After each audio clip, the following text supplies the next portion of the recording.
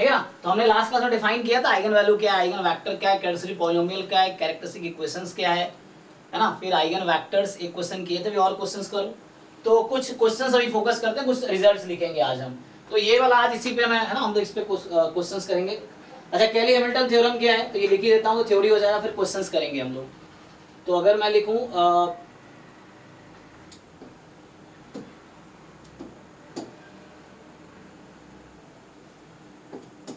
तो ये तो सबको पता ही है।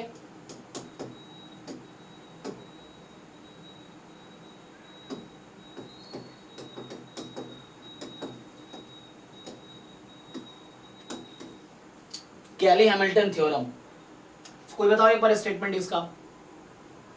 Every square matrix satisfies its characteristics equation. Every square matrix satisfy Its characteristics equation.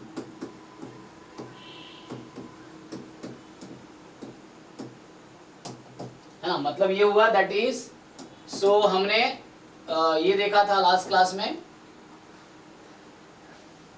क्या कि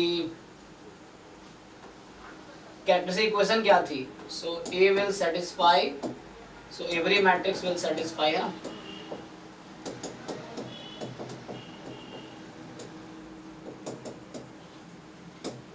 लैम्डा आई माइनस ए का डिटर्मिनेंट इज 0, ये था ना। So this is a characteristic equation. तो जो भी आएगी है ना, फॉर एग्जांपल अगर पी एक्स आती है, लेट्स से अगर हमारा कैरेक्टरिस्टिक इक्वेशन मिलता है फॉर एग्जांपल मान लो इस तरह से A naught A one x A two x square and so on A n x की पावर एन। ये अच्छा, ये पॉलिनोमियल एक्चुअली है ना। तो ये कैरेक्टरिस्टिक पॉलिनोमियल है for example like this x के टर्म में। तो ये होगा, ठीक है, this is characteristic polynomial equal to 0 रख दो, कैरेक्टरिस्टिक इक्वेशन हो जाएगी। तो इसका मतलब ये कहना चाहता है कि here every matrix a satisfies, जो A है that satisfies fa, ये जो P है ना, चलो P लिख लिया मैंने P के टर्म में। तो P of A is equal to 0, है ना, ऐसा होगा एक्चुअली। तो ये सेटिस्फाई करेगा। एक एग्जांपल देख लेते हैं, सिंपली आसान सा। सर पिछले स्लाइड बताना तो। हाँ देखो एक बारी, और कुछ डाउट है तो पूछो आप। सो सर ये characteristic equation a minus lambda भी लिख सकते हैं ना? यस यस, कोई दिक्कत नहीं है। Determinant of matrix A and determinant of matrix minus A same रहता है। एटलीस्ट नहीं भी है तो इक्वल टू 0 है ना, मतलब हमेशा इक्वल है, एटलीस्ट कहने वाला डिटर्मिनेंट ए बराबर 0 और उसका नेगेटिव करके 0, कोई दिक्कत नहीं होगा, इक्वल टू 0 है इसीलिए। अरे अखिलेश तुम्हारा माइक ऑन है। तो ठीक है ना, तो अब a minus lambda equal to 0 is also fine, no problem. कुछ बुक में वैसा लिखा कोई, हाँ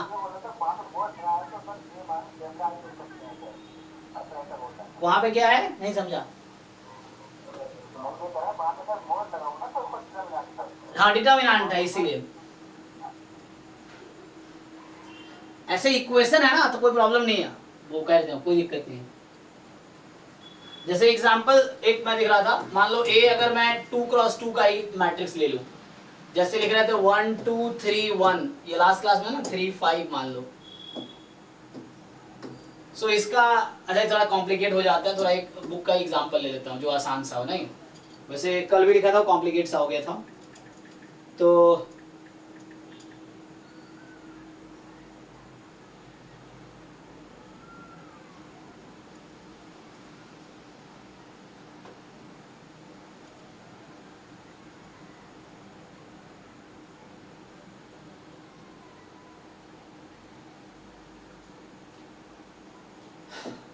चलो अभी मान लो कि 1 2 1 0, मान लो इस तरह से ही है।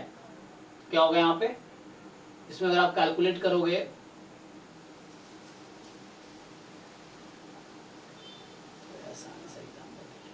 वन टू थ्री कर, सो ये जैसे में रखा है 1 2 0 2, चलो यही है। तो इसमें क्या होगा, आप या तो लैम्डा ए माइनस लैम्डा आई माइनस ए का डिटर्मिनेंट 0 पुट करो, या आप a माइनस लैम्डा करो, कोई दिक्कत नहीं है, ठीक है ना। सो यहाँ से अगर उस तरह करोगे या आप अगर इससे भी करते हो तो भी कोई प्रॉब्लम नहीं है, इट्स नो प्रॉब्लम। सो यहाँ से अगर किसी भी एक तरीके से आप सॉल्व करो, तो अगर मैं उसी की तरह से लिखूँ तो 1 माइनस लैम्डा, यहाँ 2 उसके हिसाब से लिख रहा हूँ 2 और यहाँ 0, ये हो गया इक्वल टू 0 आ गया।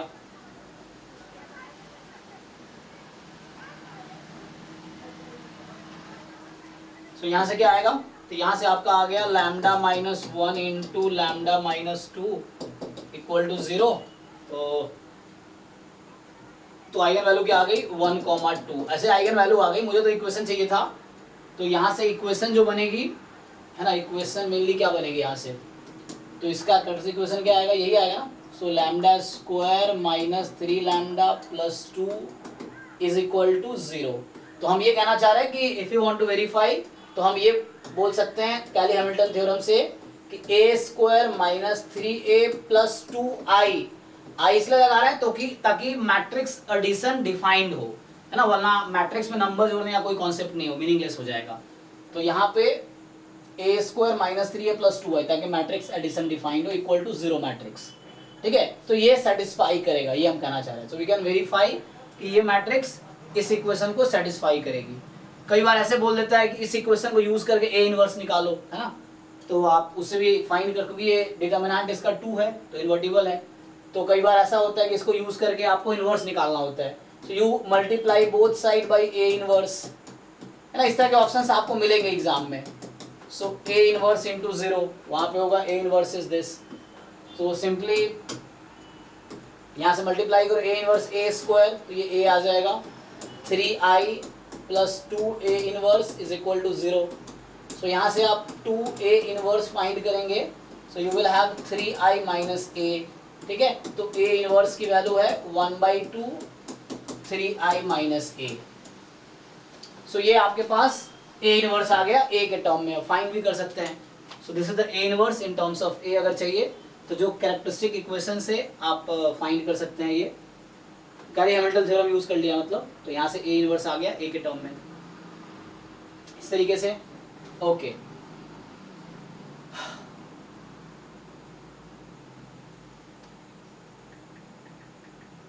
चलो कुछ क्वेश्चन सॉल्व करके देखो। तो लाइक तो इसका कैरेक्टरिस्टिक इक्वेशन ये आ गई है ना, आइगन वैल्यूज ये आ जाएंगी। तो चलो कुछ क्वेश्चंस ट्राई करो जो हम लिखता हूँ। देखो पहला क्वेश्चन लिखो। सो फर्स्ट क्वेश्चन जो है आपके पास, so you have to find, चलो पहले ये ट्राई करो, फाइंड द या कंसीडर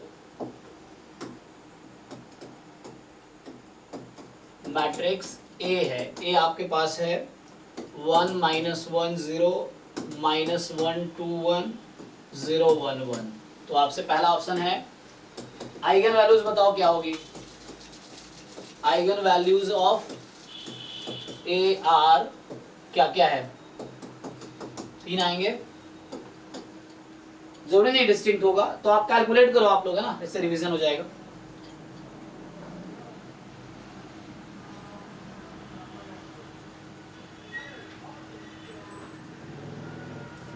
देन आपसे पूछने का डिटर्मिनेंट ऑफ A, तो आपको पता ही आइगन वैल्यू आ जाएगा, डिटर्मिनेंट भी आ जाएगा। ट्रेस तो ऐसे ही बता सकते हैं आप, ट्रेस ऑफ A तो ऐसे भी बता देंगे या डिटर्मिनेंट से वेरीफाई कर सकते हैं आप।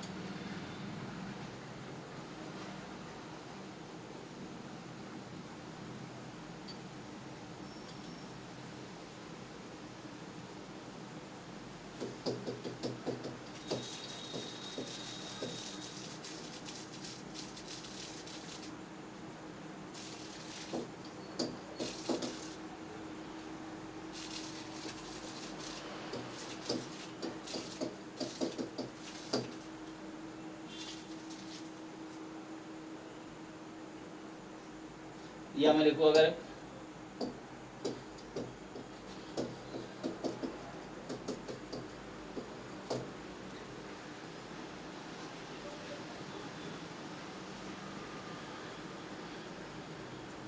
या मैं इसको थोड़ा सा चेंज, ये इनवर्स से बजाय मैं बात कर लूं अगर रैंक की। सर लैम्डा आ रहा है 0 1 3। सो 0 1 3।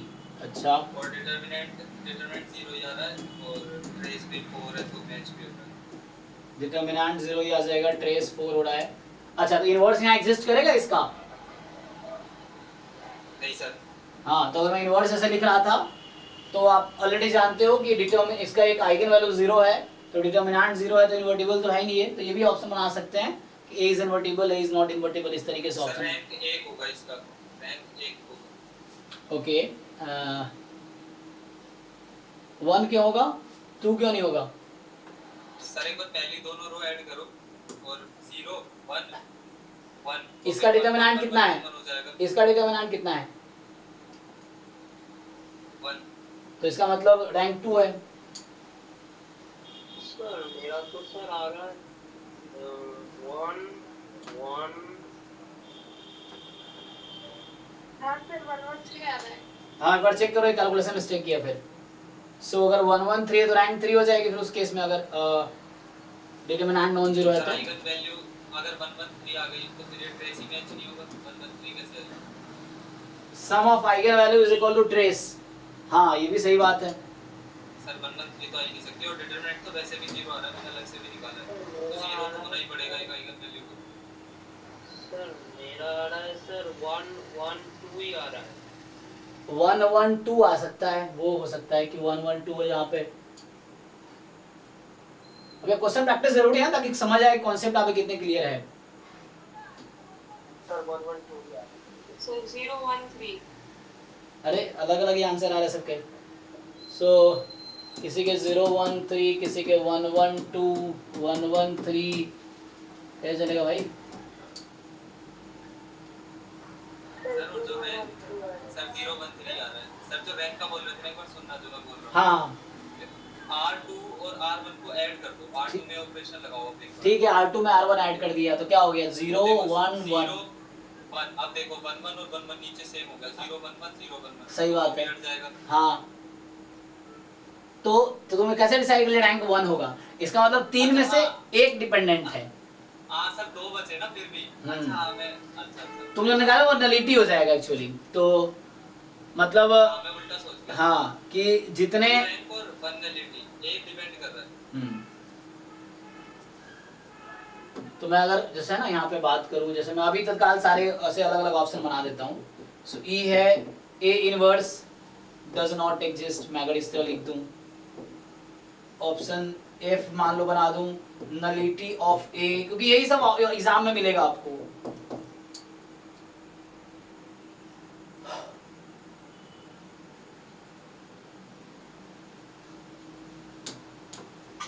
सर एक चीज और बता दीजिए। हाँ बताइए। सर इसमें जैसे ऑपरेशन लगाए फिर उसके बाद कैरेक्टरिस्टिक इक्वेशन निकालेंगे तो अलग अलग आएगा क्या? नहीं, सेम ही आएगा।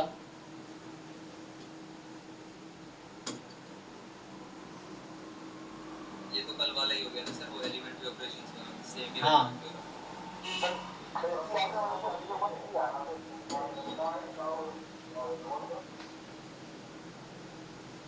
क्या किया है? मतलब 013 है, ये पक्का है। बाकी मैं सॉल्व कर देता हूँ, देखो डिटर्मिनेंट तो 0 आ जाएगा, ट्रेस तो 013। ओके, तो यहाँ से 4, तो ट्रेस 4 है, रैंक 2 हो जाएगा, डज नॉट एग्जिस्ट, सही बात है, तो नलिटी 1 हो जाएगी। आइगन वेक्टर्स भी निकाल लेते हैं।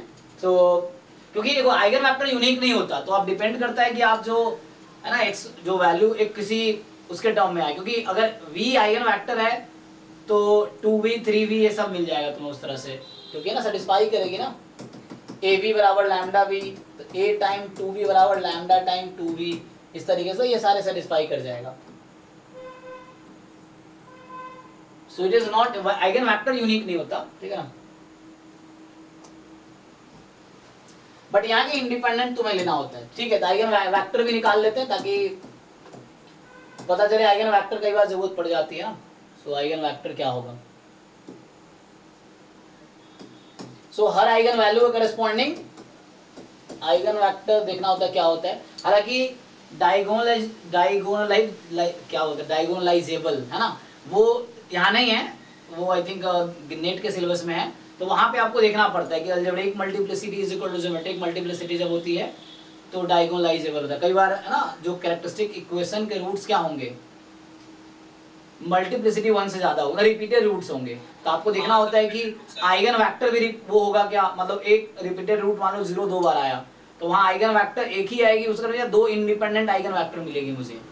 तो उसके हिसाब से अगर 2 इंडिपेंडेंट एक आइगन वैल्यू के करस्पॉन्डिंग 2 इंडिपेंडेंट आइगन वेक्टर मिलेगा तो ज्योमेट्रिक मल्टीप्लिसिटी 2 होती है। तो उसके बेस पे डायगोनलाइजेबिलिटी डिसाइड होता है, जो जैम में नहीं है एक्चुअली।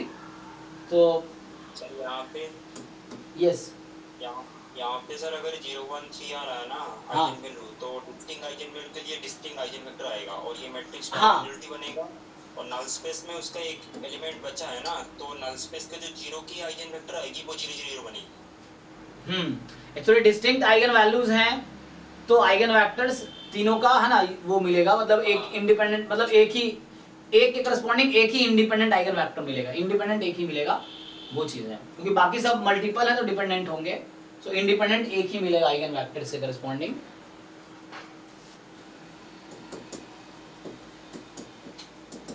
सर इसमें R2 का ऑपरेशन लगाएंगे और आइगन वैल्यू निकालेंगे तो सर ट्रेस तो चेंज हो जाएगा सर इसका, और फिर ट्रेस चेंज होगा तो फिर सर उसके हिसाब से नहीं, तुम्हें ये वाला ऑपरेशन लगा सकते हो, RI चेंजेस एज, अच्छा एक मिनट क्या बोल रहे हो तुम?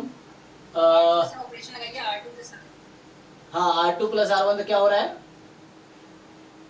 सर तो 1 ट्रेस चेंज हो जा रहा नहीं? सर ये अच्छा एक मिनट, मतलब डिटर्मिनेंट सेम रहता है, रैंक सेम रहता है नहीं? ओके, तो ये क्वेश्चन क्या, मतलब कि इनका क्वेश्चन क्या है?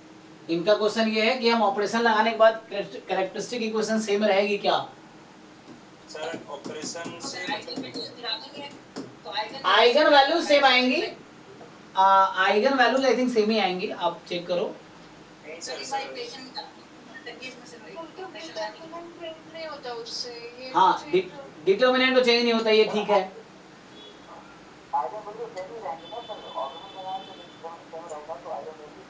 नहीं लेकिन तब ट्रेस चेंज हो जाएगा ना, तो ट्रेस चेंज हो जाएगा फिर आइगन वैल्यू भी अलग आ जाएगा। सर सर आप लगाइए मगर दूसरे का मैं समझ रहा हूं जो आप कह रहे हो, सही बात है।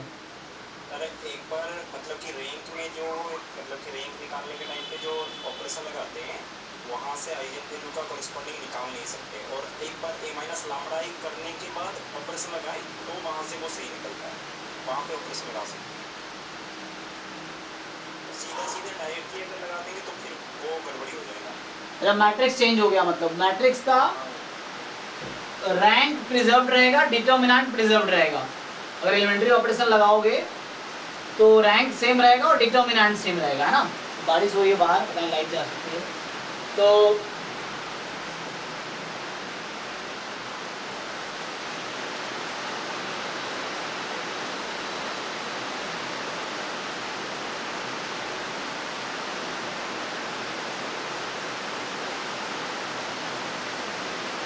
और मैं सॉल्व करता हूँ, अगर वेरीफाई कर लेते हैं।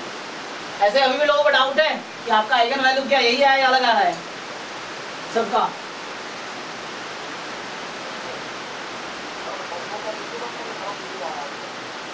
तो सब लोग, मैं सॉल्व करूँ या आगे बढ़ूँ, मैं पूछ रहा हूँ।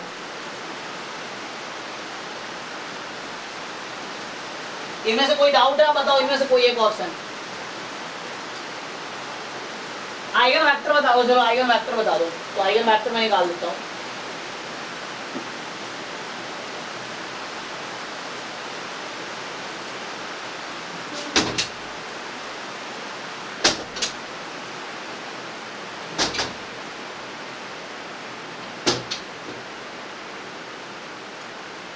सो क्या होता है आइगन वेक्टर a बराबर लैम्डा v या a minus lambda i time v is equal to 0, यही ना? तो जिसका आप फाइंड करो, जैसे मान लो लैम्डा 1 इज इक्वल टू आपका 0 है, तो यहाँ से तो just a B is equal to 0 कर लो फिर, है ना? तो a आपके पास है 1 माइनस 1 क्या था 0, और माइनस 1 2 1 और 0 1 1।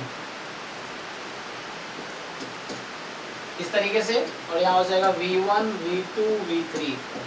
तो इसको सॉल्व कर लो, तो v1 minus v2 is equal to 0 minus v1 plus v2 plus 2v2 है ना।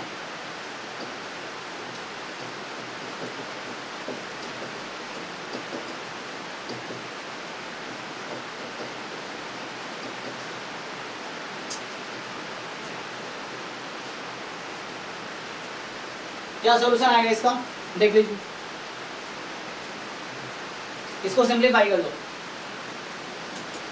तो यहां से अगर आप सिंप्लीफाई करोगे, एक तो v1 is equal to v2 आ गया, और यहां से v3 बराबर माइनस v2 आ गया लास्ट वाले से, और बीच वाले पुट करके देख लो, तो ये सेटिस्फाई कर रहा होगा।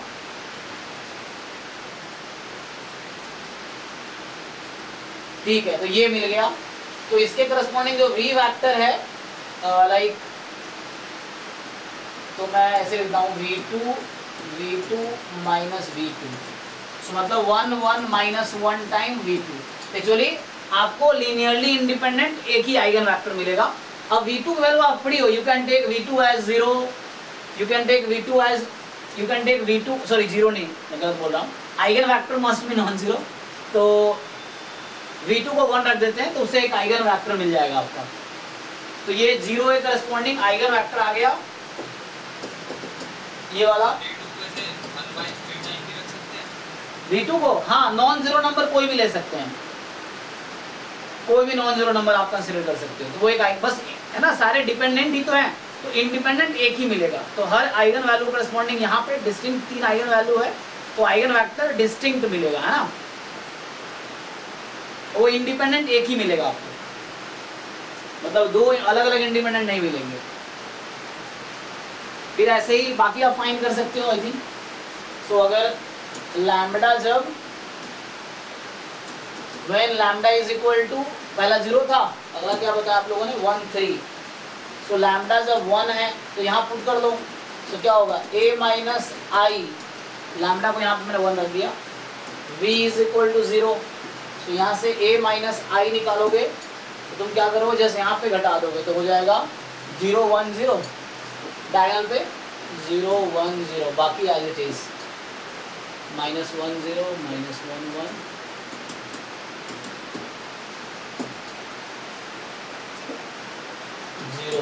This time v1 v2 v3।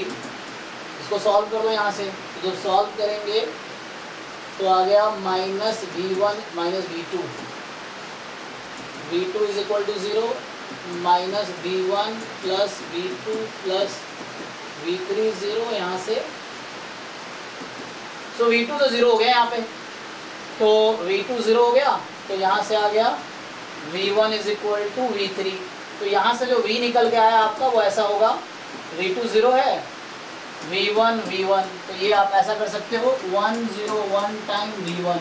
तो अगेन v1 को आप 1 रख दो, 1 कोई भी non zero number you can take, so to get 1 independent, है ना, एक ही इंडिपेंडेंट होगा। तुम डिफरेंट वैल्यूज लोगे तो जो भी आइगन वेक्टर सारा सब डिपेंडेंट है एक दूसरे के ना, तो इंडिपेंडेंट 1 0 1 हो गया, तो 1 0 1 is the eigen vector corresponding to lambda बराबर 1। ऐसे ही लैम्डा को 3 रख लो, फिर सॉल्व कर लो। तो सिमिलर वे आप लैम्डा को 3 रखो, तो a minus 3i time v is equal to 0, so a minus 3i time v is equal to 0, तो यहाँ से v निकाल लो, तो ये फिर आपका आइगन वेक्टर आ जाएगा। इस तरीके से है।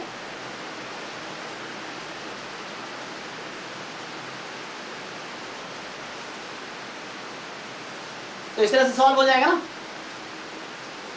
आगे देखो, तो मैं अगर कुछ क्वेश्चंस लिखता हूँ, आप ट्राई करो।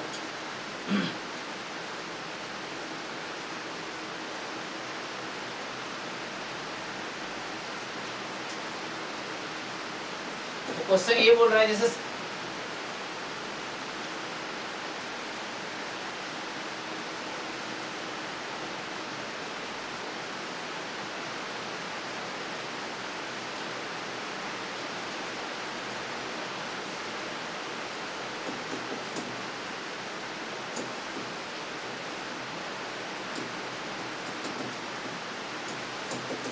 ये थोड़ा डिफरेंट है, इसमें ट्राई करो, ये इसमें रिपीटेड रूट्स आएगा आई थिंक। तो इसका जो आंसर है इसमें रिपीटेड रूट्स आएगा, तो ट्राई करो जरा। 6 -2, 2 -2, -3, -1, 2 -1 3। इसका आइगन वैल्यूज बताओ क्या होगा।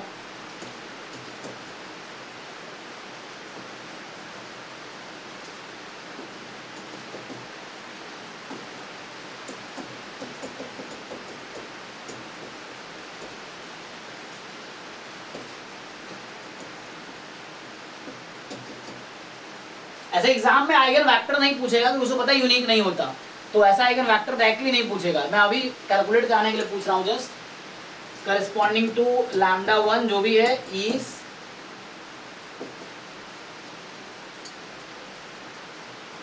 सो मतलब आइगन वैल्यूज बताओ, है ना।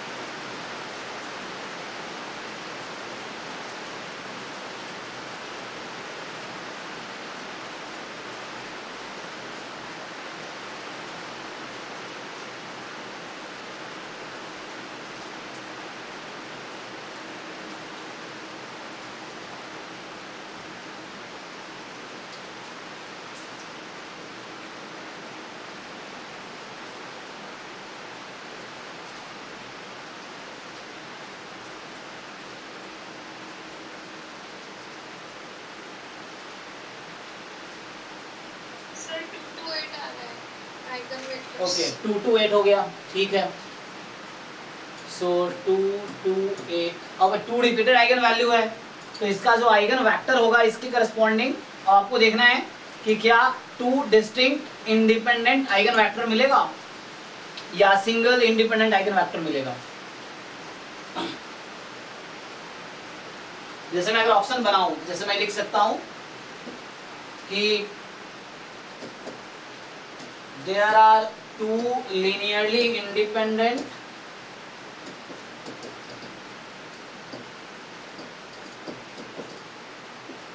eigenvector corresponding to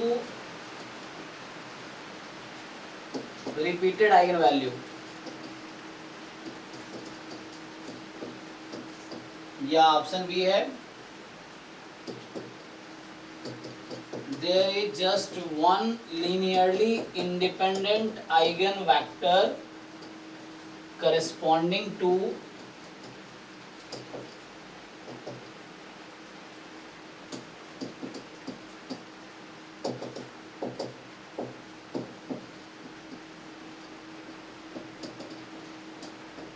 तो रिपीटेड आइगन वैल्यू होते हैं मल्टीप्लिसिटी बोलते हैं उसको, जिसकी मल्टीप्लिसिटी 1 से ज्यादा है।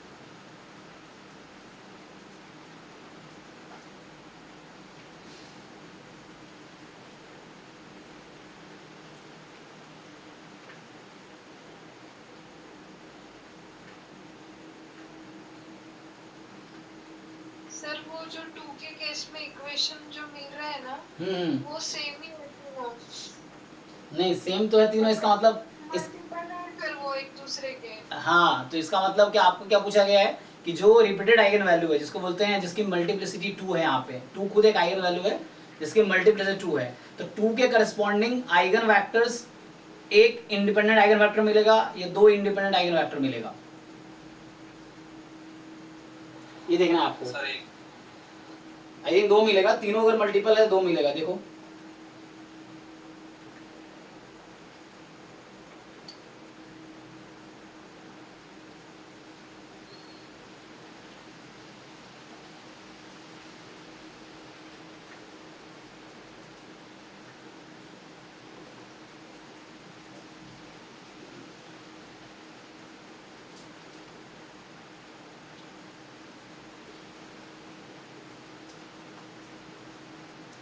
चलो देखो मैं सॉल्व करता हूँ इसको।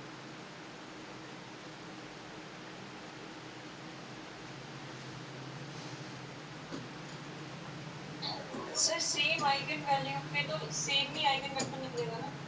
नहीं तो वही पूछना, ये सिंगल इंडिपेंडेंट होगा या 2 इंडिपेंडेंट मिलेंगे। अगर रिपीटेड है तो इसमें 2 केसेस हैं, या तो जैसे आपके पास कितने आइगन वैल्यू है यहाँ पे, ऐसे तो डिस्टिंक्ट 2 आइगन वैल्यूज हैं, but there are 3 eigen values, 2 are repeated, है ना, रिपीटेड रूट्स हैं, तो इसको बोलते हैं कि आइगन वैल्यूज 2 विथ मल्टीप्लिसिटी 2। सो 2 की मल्टीप्लिसिटी 2 है, तो इसके करस्पॉन्डिंग जो आइगन, कहने का मतलब ये है कि इसके करस्पॉन्डिंग जो आइगन वेक्टर आएगा, क्या V1 और V2 इंडिपेंडेंट होगा, 2 मिलेंगे जो इंडिपेंडेंट होंगे, या फिर दोनों डिपेंडेंट होंगे या इक्वल होंगे। V1 and different than V2 and they are independent. अगर सेम है तो डिपेंडेंट ही हो गया ना, या मल्टीपल है तो डिपेंडेंट है। बट डिपेंडेंट मींस क्या, just multiple of each other.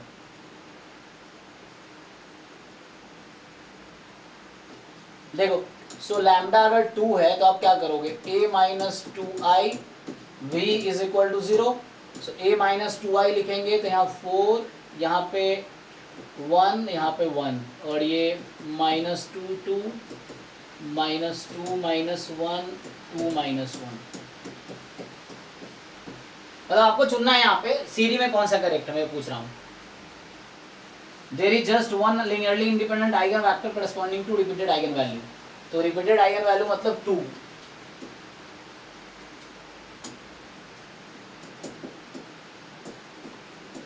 सो 2 के करस्पॉन्डिंग,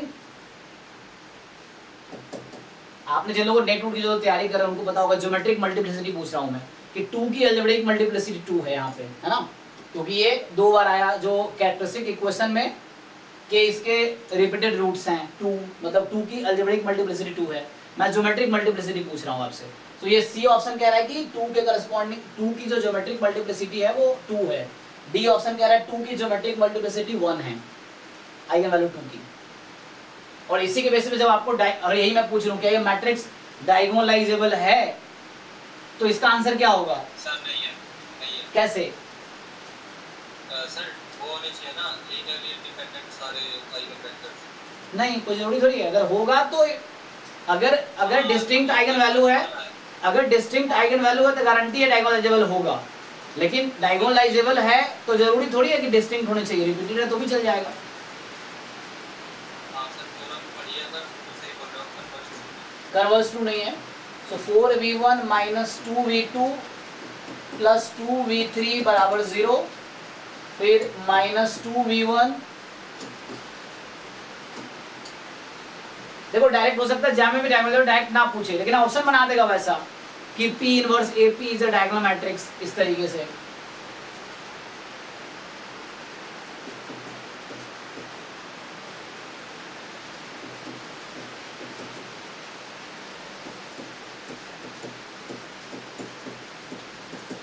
अब देखो तीनों सेम ही है, बता रहे थे ना, तीनों एक ही इक्वेशन है ना। इसको माइनस से मल्टीप्लाई करो तो ये बन जाएगी, तुम इसको 2 से मल्टीप्लाई करो तो वो बन जाएगी। तो इसका क्या मतलब हुआ? इसका मतलब ये हुआ सी।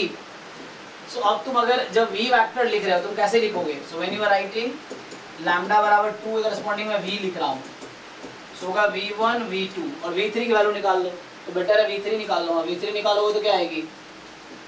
माइनस 2v1 प्लस v2, यही आएगा ना। तो यहाँ पे क्या है, इसको आप ऐसा लिख सकते हो v1 0 माइनस 2v1 फिर 0 v2 v2। इसका मतलब ये हो गया कि 1 0 minus 2 time v1 plus 0 1 1 time v2। अब तुम चेक कर सकते हो ये दोनों जो वेक्टर मिल रहा है ना, ये दोनों जो वेक्टर हैं ये लिनियरली इंडिपेंडेंट है। इसका मतलब ये हुआ, हाँ सो इसका सर तो 2 हो जाएगी बेसिकली इसकी। हाँ इसमें कॉन्सेप्ट ये है ना, अगर ये सेम होंगे तो फिर 1 होगा। हाँ, अगर ऐसा आता कि लाइक इसमें 2 इक्वेशन बनते, इसमें जस्ट एक ही अननोन होता। अभी कितने अननोन है आपके पास? 2 अननोन्स हैं एक्चुअली रह गए, हां 2 करेक्ट। तो इसके करस्पॉन्डिंग 2 वेक्टर मिलेगा एक्चुअली। तो इसको बोलते हैं, ये जो 2 लैम्डा बराबर 2 है, इसके करस्पॉन्डिंग जो मुझे आइगन वेक्टर मिला है वो 2 इंडिपेंडेंट आइगन वेक्टर मुझे मिला एक्चुअली। सो यहाँ पे कहने का मतलब क्या है, यहाँ पे ये मतलब हुआ कि 2 की ज्योमेट्रिक मल्टीप्लिसिटी 2 है एक्चुअली, तो ये मैट्रिक्स डायगोनलाइजेबल है। Algebraic multiplicity geometric multiplicity equal है। हां ये सर। तो यहाँ पे मुझे नॉन जीरो वेक्टर चाहिए। मैं v1 को 0 रख सकता हूँ, v2 को नॉन जीरो रखूंगा तो ये वेक्टर मिलेगा। मैं v2 को 0 और v1 को नॉन जीरो रखूंगा, ये मुझे मिलेगा। ये चीज है, तो मुझे नॉन जीरो वेक्टर 2 यहाँ पे मिल गए। तो इसका मतलब है eigen vectors corresponding to lambda बराबर 2 आर, ये 2 हैं 1 0 माइनस 2 एंड 0 1 1, ये मिल गया इस तरीके। अब चेक कर सकते हो दोनों इंडिपेंडेंट है। कैसे चेक करोगे? c1 v1 plus c2 v2 is equal to 0 करो, तो then c1 is equal to c2 is equal to 0 ही आएगा। So they both are linearly independent. Dependent अगर होता है ना तो मल्टीपल होता है एक्चुअली। हां सर दिख जाता है। हाँ, वो मल्टीपल आपको सीधा सीधा दिखता। तो इसमें डी गलत है, सी सही है, ठीक है ना। और वैसे अब इसमें ये निकाल सकते हो आप, तो यहाँ पे लिख लो है ना, जैसे आप उसके फाइंड करना पड़ेगा आपको। तो जैसे मैंने फाइंड किया एक 1 0 -2, यहाँ हो गया 0 1 1 और V3 जो आया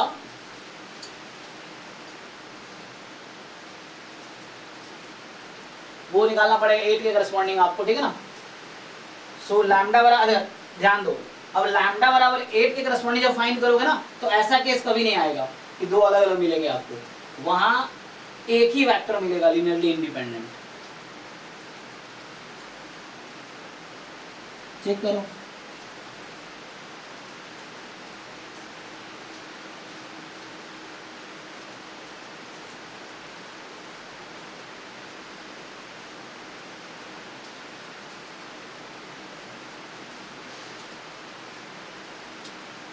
जैसे लैम्डा बराबर 8 तुमने रख दिया तो क्या होगा,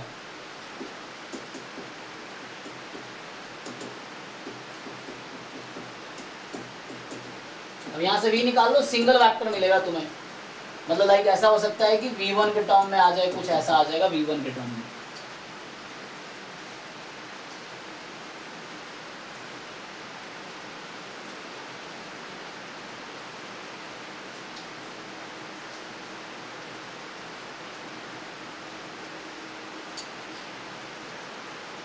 आगे बढ़ूं, कुछ रिजल्ट देख लो, मैं तुमसे पूछता हूँ। देखो तो इस तरह के जो रिजल्ट अभी लिख रहा हूँ मैं, ये एग्जाम में एज ऑप्शन आते हैं, फ्रिक्वेंटली आते रहते हैं।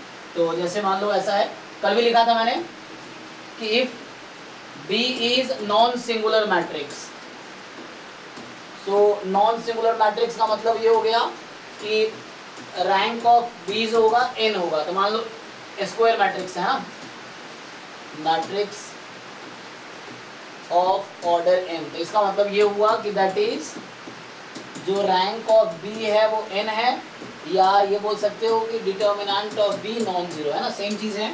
तो देन मैंने कल एक बात बोली थी पहला कि rank of A into B क्या होगा, रैंक ऑफ क्या आएगा,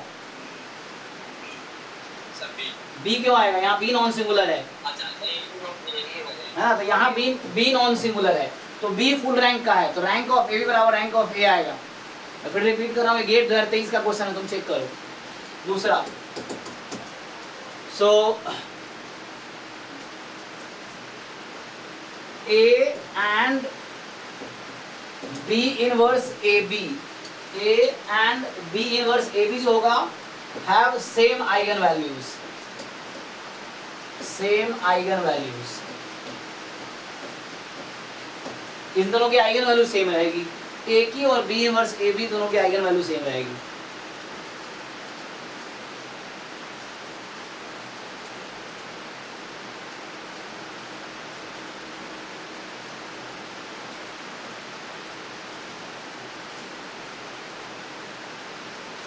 अच्छा, कल जो मैं बताना चाह रहा था मैं बताता हूँ तुम्हें यहाँ पे रिमार्क।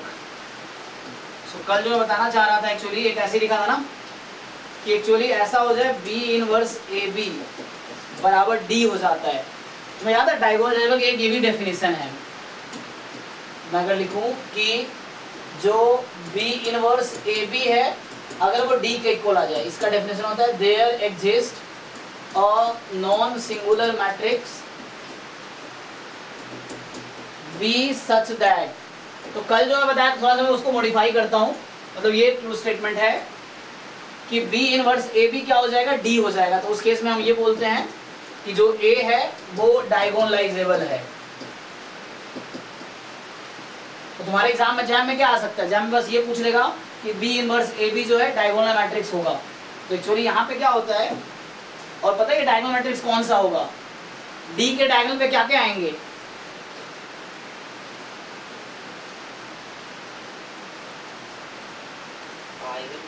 हाँ वो A के आइगन वैल्यूज ही आएंगे। तुम ऐसा लिखोगे तो जो मैं कल तुम लोग एक कॉन्सेप्ट बता रहे थे वो B इनवर्स AB, अगर ये डायगोनल मैट्रिक्स में क्या आएगा, लैम्डा 1 लैम्डा 2 लैम्डा 3, इधर 0 इधर 0, और ये लैम्डा 1 लैम्डा 2 लैम्डा 3 क्या है, A के आइगन वैल्यूज हैं। और जो मैं कल बता रहा था कि जो B के कॉलम्स होंगे, कल जिसको याद होगा कि B जो मैट्रिक्स है उसके जो कॉलम्स हैं वो A के आइगन वेक्टर्स होंगे, उस केस में ये डायगोनल बन जाएगा। एक्चुअली यहाँ पे तो यही बोल सकते हो कि A and D are similar matrix. कल सिमिलर दिखा रहा था ना मैं, सिमिलर मैट्रिक्स क्या होता है हालांकि सिमिलर का मुझे लगता है एग्जाम में कोई क्वेश्चन आएगा सिमिलर पे, क्योंकि वो डिफाइंड है नहीं सिलेबस में, तो हम आगे बढ़ गए थे, तो सिमिलर पे एग्जाम में कोई क्वेश्चन नहीं आएगा सिमिलर मैट्रिक्स पे।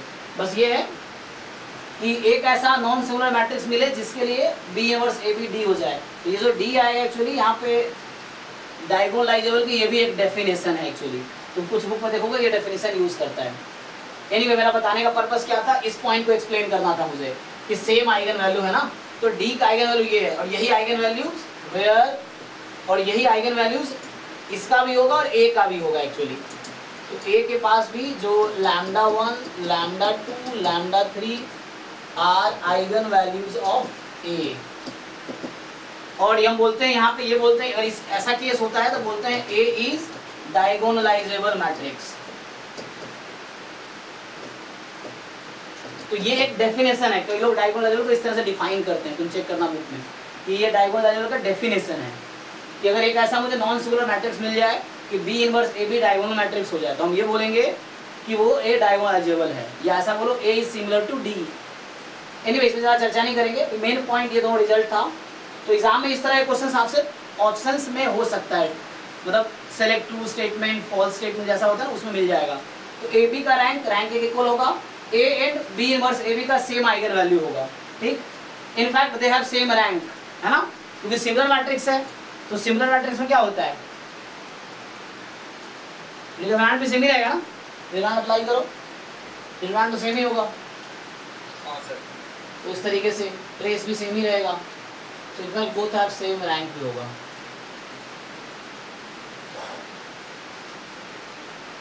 anyway, अगला रिजल्ट लिखो नेक्स्ट। तो ये सब पॉइंट जो थ्योरम्स हैं जो आपको ध्यान रखना पड़ेगा यूज करने के लिए।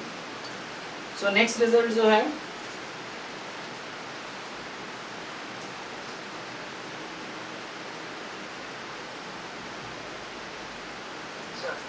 हाँ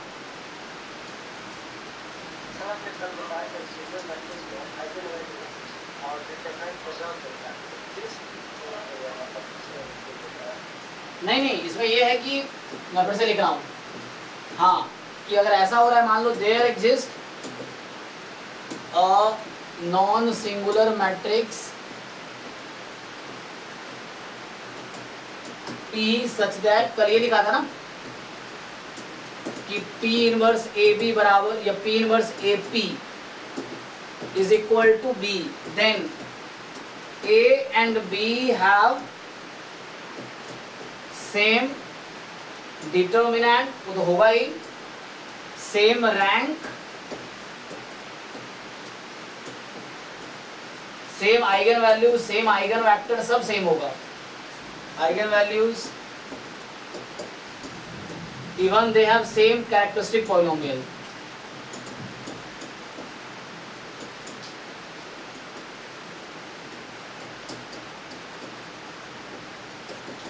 इन दोनों कैरेक्टरिस्टिक पॉलिनोमियल भी सेम होगा अगर ऐसा है तो।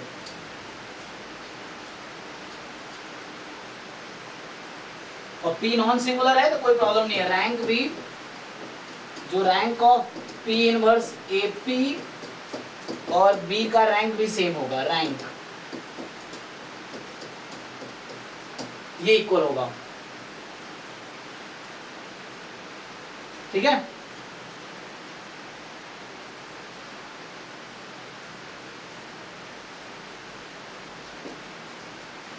ये पूछा है ना, ओके।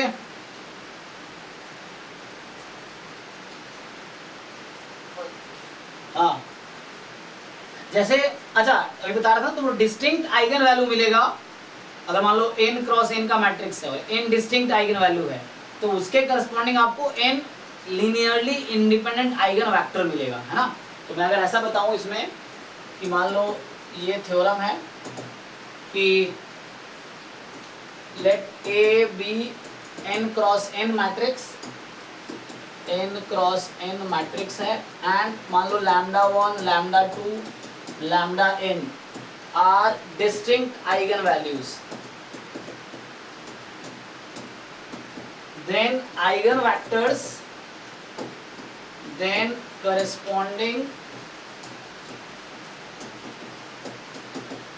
आइगन वेक्टर्स क्या क्या होंगे, v1 मान लो, v2 vn, तो मान लिया v1 v2 vn eigen vectors हैं, फॉर्म क्या होगा, ये लीनियरली इंडिपेंडेंट सेट होगा। तो इस तरह का स्टेटमेंट अगर आ जाए, सो लीनियरली इंडिपेंडेंट वेक्टर्स बोल दो। तो ये सब, और इसका क्या मतलब है, तो जो मैं बोल रहा था तुम्हें, लीनियरली इंडिपेंडेंट है। ऑल्सो अगर मैं कोई मैट्रिक्स बनाता हूं ऐसा जिसका कॉलम v1 v2 vn है, so what can you say about determinant of p?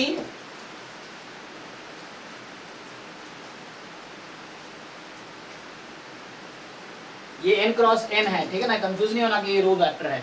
v एक कॉलम मैट्रिक्स है, खुद ही v1 कॉलम मैट्रिक्स है, तो n क्रॉस n का मैट्रिक्स है।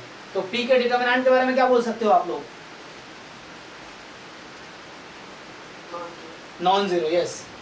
सो ये हमेशा नॉन जीरो, क्योंकि हमने शुरू में जब लिखा था किसी मैट्रिक्स का रैंक n है, इसका क्या मतलब है, they have linearly independent columns. So linearly independent column है, रैंक n का मतलब determinant non zero, full rank है तो डिटर्मिनेंट नॉन जीरो।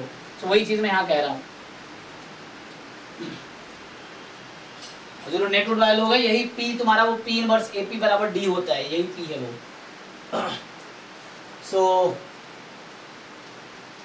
मतलब ये कहना चाह रहा हूं, अगर तुम इसको और एक्सटेंड करो, अगर तुम ये फाइंड करो p इनवर्स AP, अगर तुम फाइंड करोगे, A तुम्हारा यही वाला मैट्रिक्स है n क्रॉस n, P तुम्हारा ये मैट्रिक्स है n क्रॉस n का, ये मैट्रिक्स है ये भी, क्योंकि कॉलम में खुद वेक्टर्स हैं, तो ये n क्रॉस n का मैट्रिक्स है।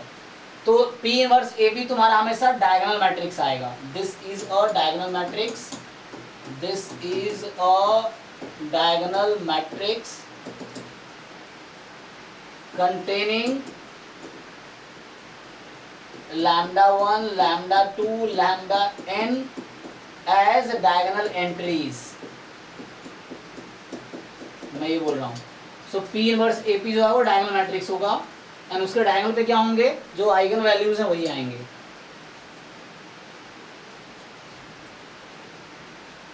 ओके, तुम वेरीफाई कर सकते हो चाहो तो। तुम कोई एग्जांपल ले लो, है ना, जैसे एग्जांपल अगर वेरीफाई करता हो तो कुछ एग्जांपल ले लो। फॉर एग्जांपल कोई भी मैट्रिक्स है ना, 1 2 0 2 मान लो, ये ले लो, तो आइगन वैल्यू क्या आएगी, 1 2। अब आइगन वेक्टर्स निकाल लो। सो अगर तुम्हारे पास v1 v2 आइगन वेक्टर आ गया, v1 v2, तुम चेक करके देखो, ये 2 क्रॉस 2 है, तुम चेक करके चाहो तो वेरीफाई कर लेना। p इनवर्स AP तुम निकालो, ये तुम्हारा डायगोनल मैट्रिक्स आएगा 1 2 0 0, यही आएगा, तुम चेक कर सकते हो। अभी तुम्हें डिसाइड करना ना p क्या है ना, सो ये तुम्हें डिसाइड करना पड़ेगा, आइगन वेक्टर निकालना पड़ेगा। उसके लिए वेरीफाई कर ही देता हूँ, है ना, कि तुम आगे कर सकते हो खुद ही। तो यहाँ से आइगन वेक्टर निकाल लो, देन हो जाएगा। क्या आएगा, आइगन वेक्टर निकालना मुश्किल तो है नहीं। a माइनस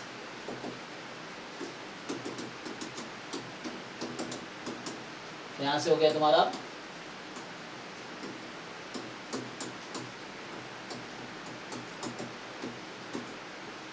क्या आ जाएगा, x1 x2 is equal to 0, तो x2 इज इक्वल टू 0, तो v हो गया। यहाँ से सॉल्व करोगे तो x2 बराबर 0 आ गया, तो 1 0 आ गया तुम्हारा v।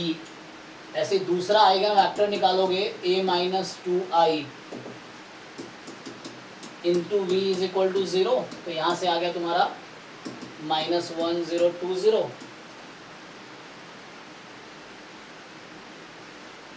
ठीक है जी, देख लो। तो यहाँ से x1 x2 ऊपर कैलकुलेशन चेक कर लेना, 2 टाइम है ना, तो 2 टाइम किया, ठीक है। तो यहाँ से आ जाएगा क्या, जब सॉल्व करोगे तो x2 बराबर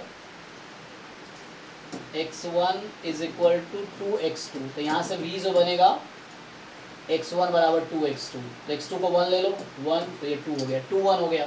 तो यहाँ तुम्हारे पास जो वेक्टर मिला, मैं ये कहना चाह रहा हूँ, ये मिलेगा 1 0 2 1 है, ठीक है। माइनस x1 प्लस 2x2, तो राइट साइड ले जाओ।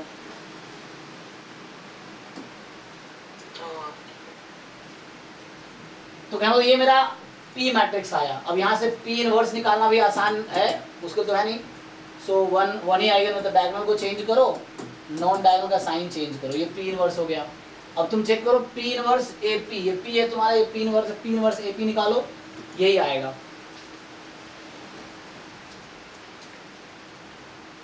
बस मैं वेरीफाई कर रहा था कि एक कोई भी एक मैट्रिक्स है, जिससे आइगन वैल्यू लैम्डा 1 लैम्डा 2 है, तो यहाँ पे जो मिलेगा ये आपको लैम्डा 1 लैम्डा 2 0 0 इस तरीके से ना। कई बार ऑप्शन बना देगा कि P is a matrix having columns as a eigen vectors of A, then P inverse AP is a diagonal matrix containing eigenvalues of A as a diagonal entries.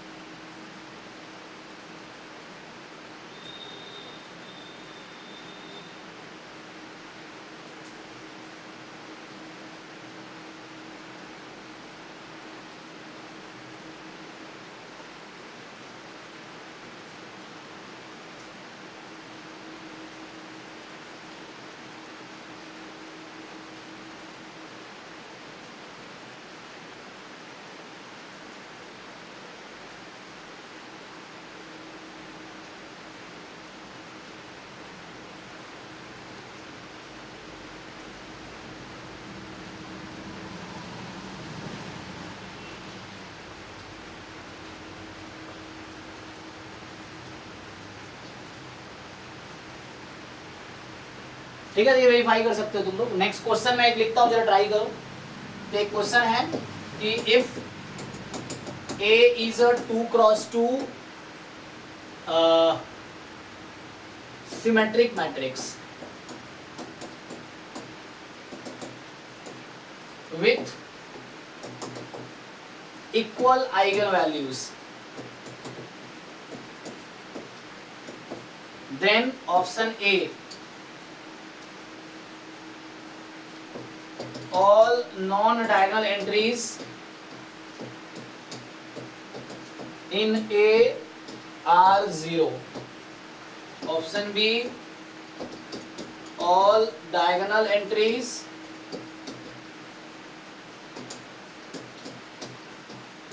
in A are 1. Option B,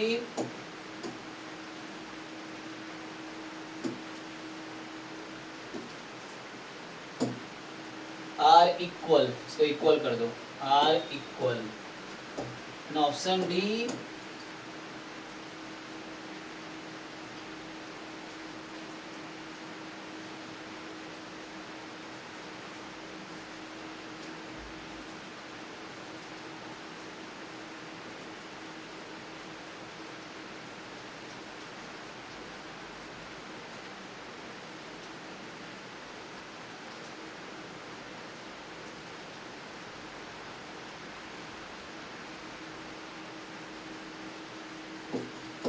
A is a diagonal matrix with distinct diagonal entries. Try करो। एक question इस concept पे gate 2023 में भी आया था, जो मैं पहले सॉल्व किया था। मैं लिख देता हूँ क्या था वो, तुम्हें अगर याद हो तो। उसमें ऐसा था, उसमें गेट 2023 में क्या आया था कि let A be a 2x2 matrix such that AB is equal to BA for all 2x2 matrix.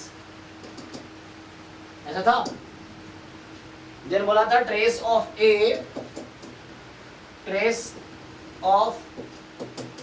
is 5, then determinant of A is।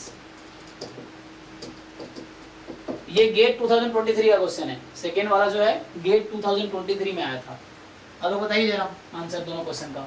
दोनों का कहीं कहीं सेम कॉन्सेप्ट है, मतलब सिमिलर है, नॉट एग्जैक्टली सेम।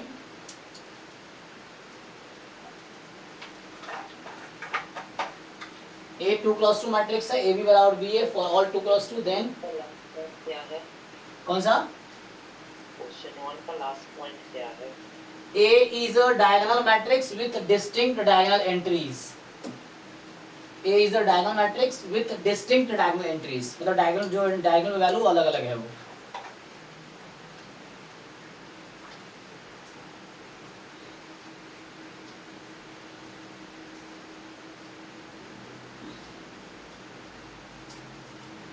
और मैं बी को थोड़ा मॉडिफाई भी कर सकता हूँ। बी ऑप्शन अगर जो सॉरी बी जो ऑप्शन है, अच्छा बी मैं लिख दिया हूँ ना, ट्राई करो तुम लोग, सी ऑप्शन है ये।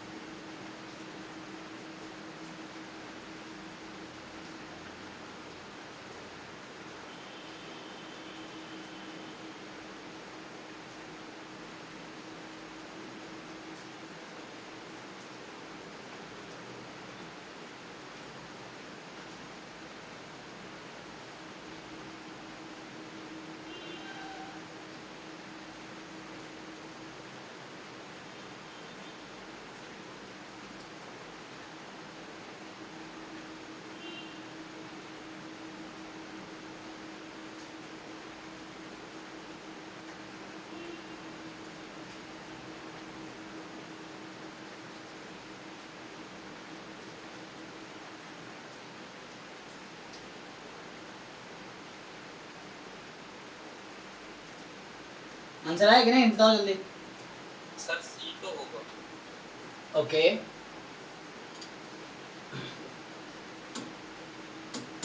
इन दोनों क्वेश्चन का आंसर बताओ।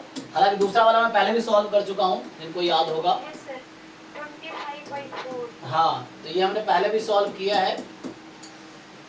सो इसमें थ्योरम ले देता हूँ, दोनों थ्योरम पे बेस्ड है।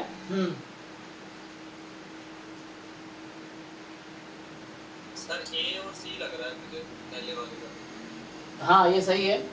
तो एक्चुअली ये स्केलर मैट्रिक्स हो जाएगा, ये भी स्केलर मैट्रिक्स हो जाएगा। ये प्रॉपर्टी ये है।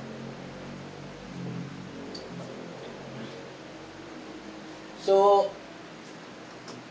if A is 2 cross 2 symmetric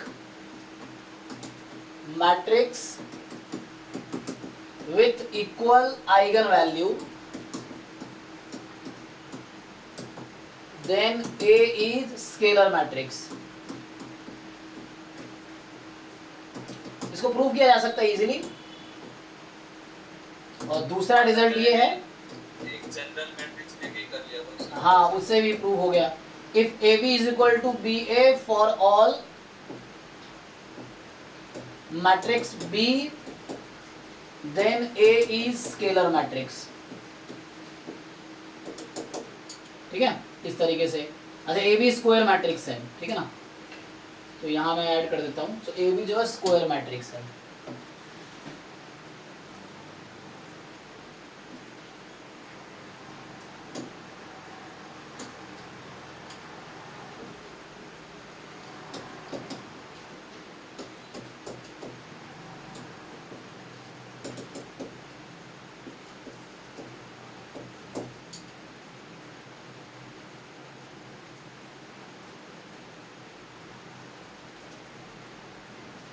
ठीक है ना, तो यहाँ तुमने पहले बी दूसरा क्वेश्चन पहले सॉल्व कर रखा है कि 2 क्रॉस 2 मैट्रिक्स है, ये कम्यूट कर रहा है तो स्केलर है, और स्केलर है तो है ना ये कुछ इस फॉर्म का होगा k, k 0, 0। अब ये ट्रेस 5 है तो k 2.5 हो गया, तो डिटर्मिनेंट है ना, तो यहाँ से k आ गया 5/2, तो यहाँ से डिटर्मिनेंट हो गया 5/2 का स्क्वायर। ये तुमने पहले कर रखा है। और यहाँ भी सिमिलर लॉजिक है, तो यहाँ भी सॉल्यूशन में बस इतना है कि A इज स्केलर मैट्रिक्स, ऐसा है।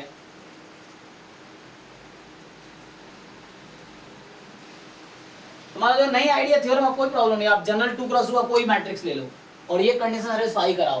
पहले सिमेट्रिक मैट्रिक्स कंसीडर करो, उसके बाद आइगन वैल्यू इक्वल करो, तो देखो आपको क्या मिलेगा।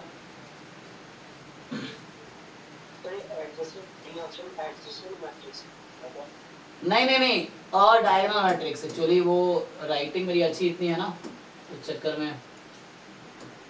This is a diagonal matrix, diagonal matrix with distinct diagonal entries. तो हमने कहा डायगोनल मैट्रिक्स अलग अलग है, तो स्केलर नहीं है। हम ये कह रहे हैं स्केलर नहीं है, एक्चुअली तो गलत कह रहे हैं, स्केलर ही होगा। और जरूरी नहीं है 1 होगा, ये श्योर थोड़ी है 1 है, कुछ भी आ सकता है। तो 1 होगा जरूरी नहीं है।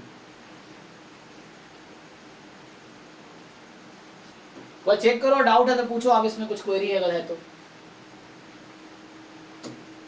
सर बस एक बार ये लिख लेने दो। हाँ हाँ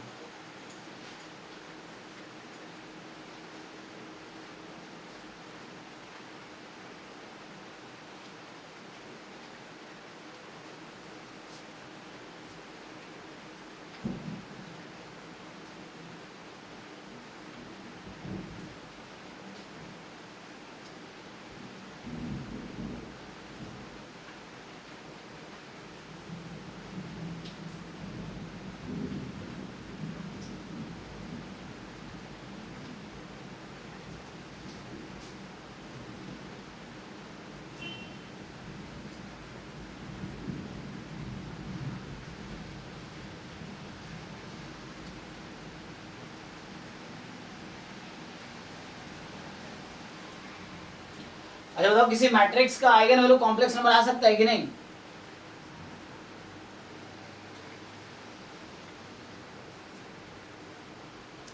किसी मैट्रिक्स की सर आ तो सकता है। आ सकता है ना, अगर कोई भी मैट्रिक्स हो सकता है ना, कैरेक्टरिस्टिक पॉलिनोमियल ऐसा बन रहा हो कि उसका रूट्स कॉम्प्लेक्स नंबर हो, ऐसा हो सकता है। बट रियल सिमेट्रिक मैट्रिक्स में गारंटी देता है, रियल सिमेट्रिक मैट्रिक्स का हमेशा आइगन वैल्यू रियल नंबर ही होगा, रियल नंबर होगा है ना।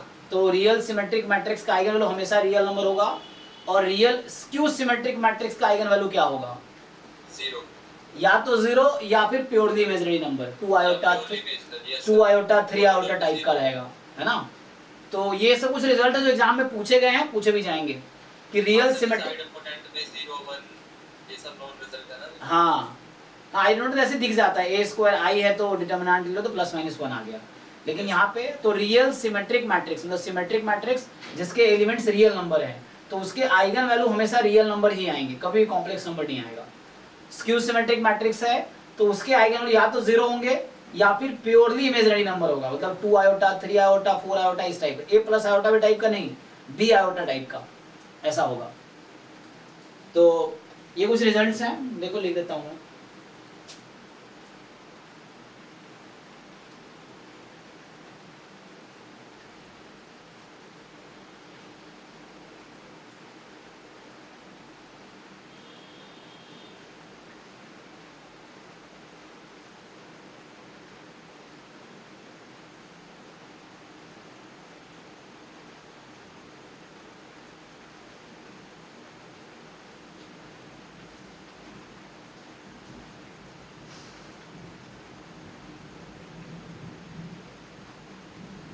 आगे बढ़े। सो नेक्स्ट में क्या रिजल्ट लिख रहा था, थ्योरम ये है कि eigen values of real symmetric matrices, है ना, real symmetric matrices are real numbers, मतलब कभी कॉम्प्लेक्स नंबर नहीं आएगा। दूसरा, eigen values of real skew symmetric matrices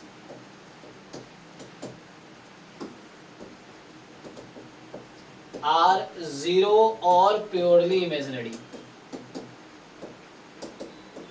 तुम चाहो कोई एग्जांपल लेके देख लो, है ना। जैसे एग्जांपल के लिए मैं अगर सिमेट्रिक मैट्रिक्स बनाऊं, कुछ भी बना लो 1 2 2 1, तुम चेक करो इसका आइगन वैल्यू रियल नंबर आएगा, है ना, जो भी आएगा रियल नंबर आएगा।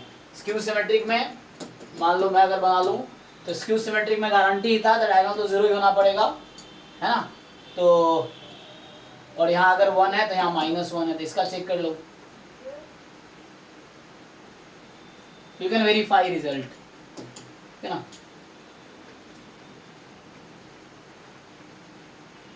तो यहाँ तो तुम्हारा इसमें अगर कैलकुलेशन करोगे तो लैम्डा स्क्वायर +1 बराबर 0 हो जाएगा, तो यहाँ से लैम्डा आ गया प्लस माइनस आयोटा इसमें, और इसमें सॉल्व करोगे so lambda -1 whole square -4 is 0, so lambda -1 बराबर +-2, तो लैम्डा इज इक्वल टू 3 या फिर -1,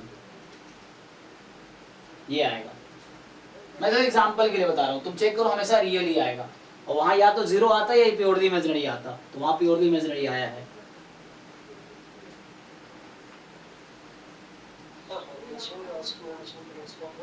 हाँ हाँ हाँ, अब हर्मिशियन स्क्वायर हर्मिशियन में आते हैं। सो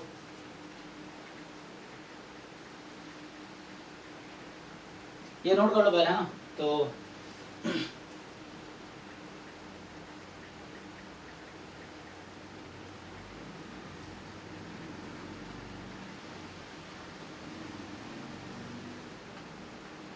क्योंकि हर्मिशियन मैट्रिक्स क्या है, रियल का ही जनरलाइजेशन है, कॉम्प्लेक्स नंबर के फॉर्म है ना, वहां पे क्या करते हैं आप, ट्रांसपोज कॉन्जुगेट लेते हैं।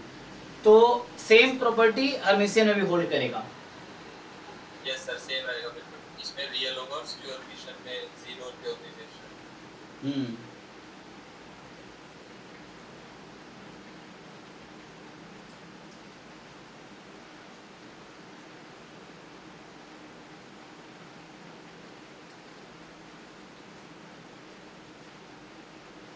ठीक है, सेम रिजल्ट आपका उसमें भी ट्रू है, हर्मिशियन के लिए भी ट्रू है। तो मैं यहीं पे लिख देता हूँ कॉपी पेस्ट करके, क्या अलग से लिखूं। So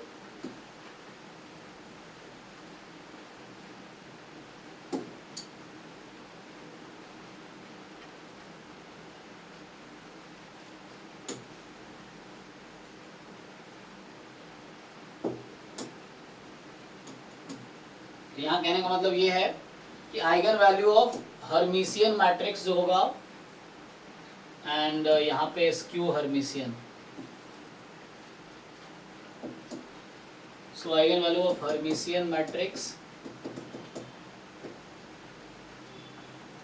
and skew Hermitian.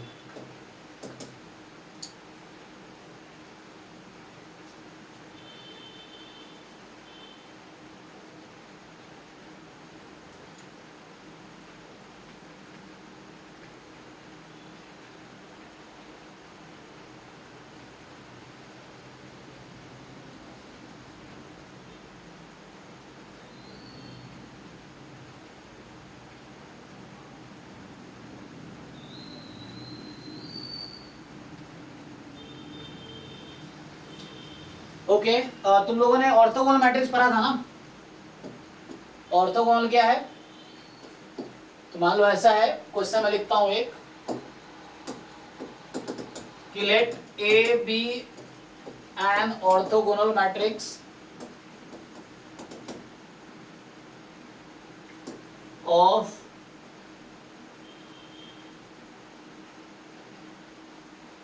To cross two with one eigenvalue 3, then determinant of A is, अच्छा डिटर्मिनेंट से अच्छा ट्रेस पूछ लेता हूँ। हाँ डिटर्मिनेंट भी पूछ सकते हैं, क्या दिक्कत है। चलो पहला अगर ये है, सो पहला determinant of A is and trace of A is क्या होगा बताओ। 3 और 4। मतलब पहले ऑप्शन का, पहले का आंसर 3, दूसरे का 4, ये कह रहे हो। सर एक सेकंड, क्वेश्चन एक बार रीड करोगे? हमने कहा है कि एक ऑर्थोगोनल मैट्रिक्स है जिसकी 2 क्रॉस 2 की है और एक आइगन वैल्यू 3 है उसमें, तो बताओ उसका डिटर्मिनेंट क्या है, ट्रेस क्या है। सर ऑर्थोगोनल में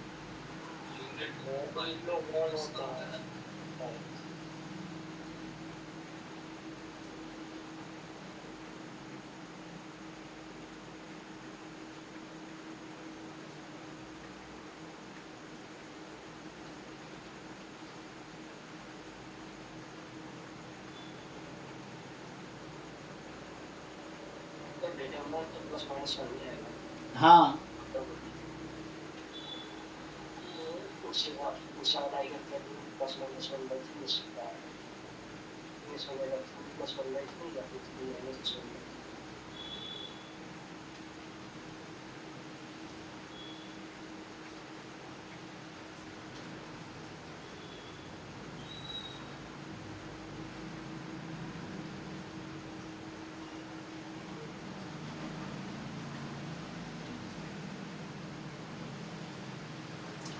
तो +1 या -1 देखो, सो A into A transpose I यही होता है ना इसका। ये भी मतलब कह सकते हो कि A का जो ट्रांसपोज है वही A का इनवर्स है, ये कहने का मतलब है ना। सो A का ट्रांसपोज ही A का इनवर्स है। और यहाँ से तुम ये जानते हो डिटर्मिनेंट A प्लस माइनस 1 होगा, ठीक है। और डिटर्मिनेंट क्या होता है, प्रोडक्ट ऑफ आइगन वैल्यू होता है।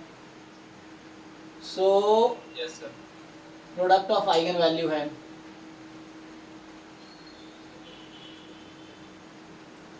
तो एक आइगन वैल्यू अगर 3 है तो दूसरी आइगन वैल्यू क्या होगी? Plus minus 1 by plus minus तो नहीं होगी, आई थिंक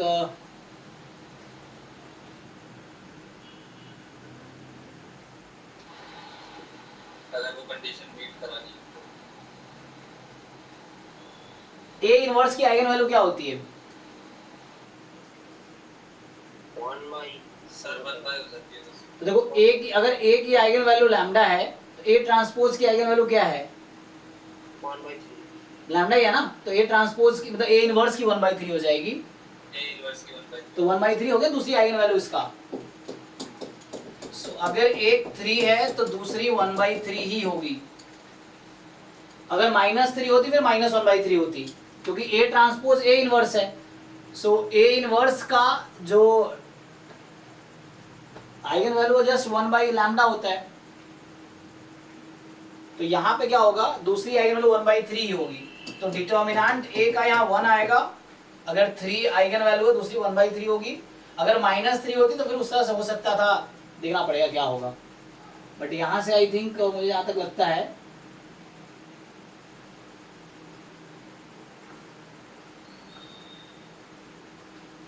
ओके, पॉसिबिलिटी ये भी है, तो ये कहना चाह रहे हो।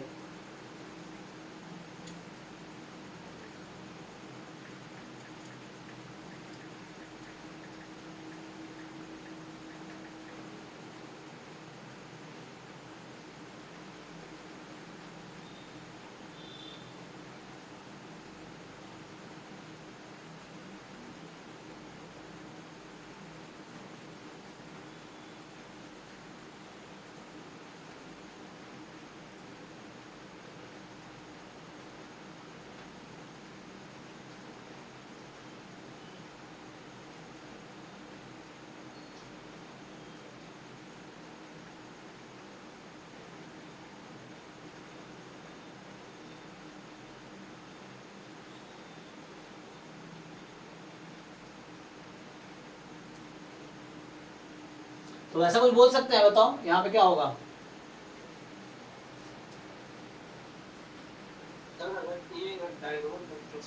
हाँ अच्छा, इन जनरल जरूरी नहीं है।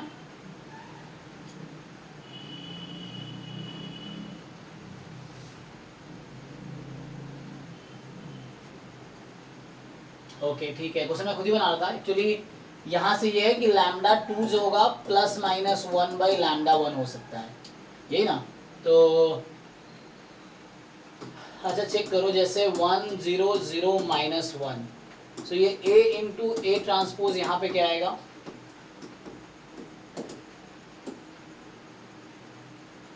ट्रांसपोज तो इसका क्या रहेगा, सेम ही 0 है ना, 1 0 क्या आ जाएगा, आइडेंटिटी आएगा कि नहीं?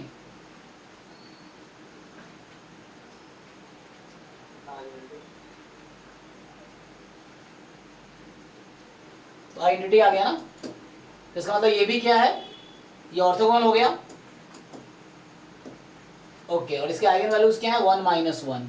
तो जरूरी नहीं पॉजिटिव, आई थिंक ये क्वेश्चन ठीक है, क्वेश्चन मैं खुद ही बना रहा था, लेकिन यहाँ पे पॉसिबिलिटी एक्चुअली प्लस माइनस दोनों की रहेगी नहीं इन जनरल।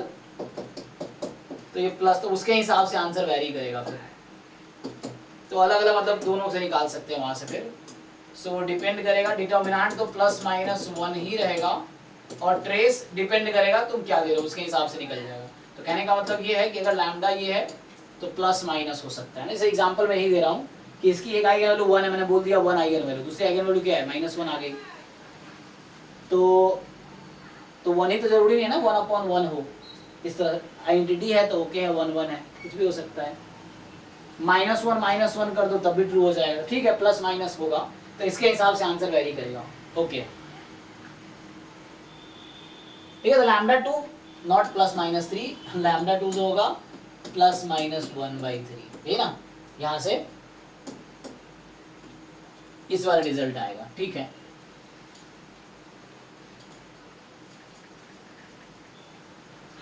और जरा कुछ क्वेश्चंस देखते हैं पीवाईक्यू वाले, इसमें तो ऐसे ही ढूंढ रहा है। पीवाईक्यू में कुछ क्वेश्चंस देखते हैं, कुछ कॉन्सेप्ट अगर रह गया होगा फिर देखते हैं क्या है। एक तो ये है कि रियल मैट्रिक्स के जो वो है ना आइगन वेक्टर्स हैं, एक थ्योरम ये था, आइगन वेक्टर्स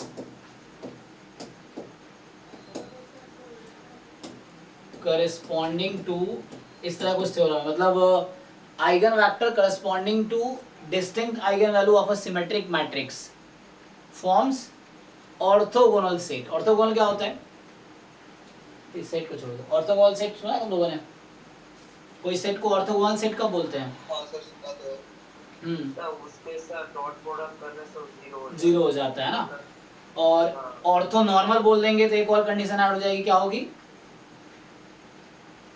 सबका स्क्वायर का सम 1 हो। हाँ, मतलब उसका हम वेक्टर के टर्म में बोले तो मैग्नीट्यूड 1 हो जाएगा, या नॉर्म 1 हो जाएगा। अगर मैं उस टर्म में बात करूँ लीनियर अलजेब्रा के टर्म में, तो नॉर्म 1 हो जाएगा।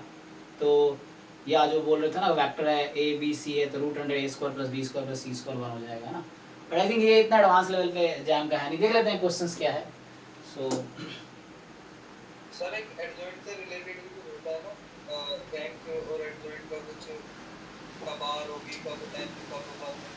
हाँ, तो फॉर्मूला हम ड्राइव कर सकते हैं। एडजॉइंट ए में डिटर्मिनेंट में तो हमने देखा था कि एडजॉइंट का जो डिटर्मिनेंट है वो डिटर्मिनेंट ए की पावर n माइनस 1 होगी, है ना, ये देखा था हमने।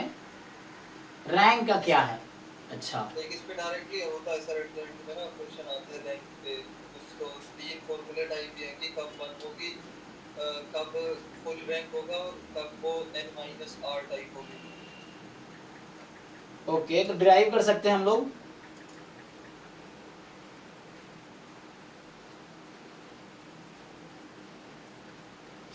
अगर ए का रैंक n है तो एडजॉइंट का n ही होना चाहिए, है ना। अगर ए का रैंक n है मतलब ए का डिटरमिनेंट नॉन जीरो है, तो एडजॉइंट का डिटरमिनेंट भी नॉन जीरो होगा। अगर ए का रैंक n माइनस 1 है तो एडजॉइंट का कुछ ऐसे ऐसे वाली कुछ। अच्छा, ए का अगर n माइनस 1 है तो एडजॉइंट का उस केस में जो रैंक होगी वो नॉन जीरो हो सकती है, तो n माइनस 1 हो सकती है। n माइनस 1 होगी। फिर एडजॉइंट में तुम करते क्या हो, 2 का है ना माइनर बना के फिर उससे हम कोफैक्टर निकालते हैं, जॉइंट बनता है। अच्छा, देखता हूँ ये थ्योरम क्या है, मुझे तो याद नहीं है, सुपर चेक करते हैं। सो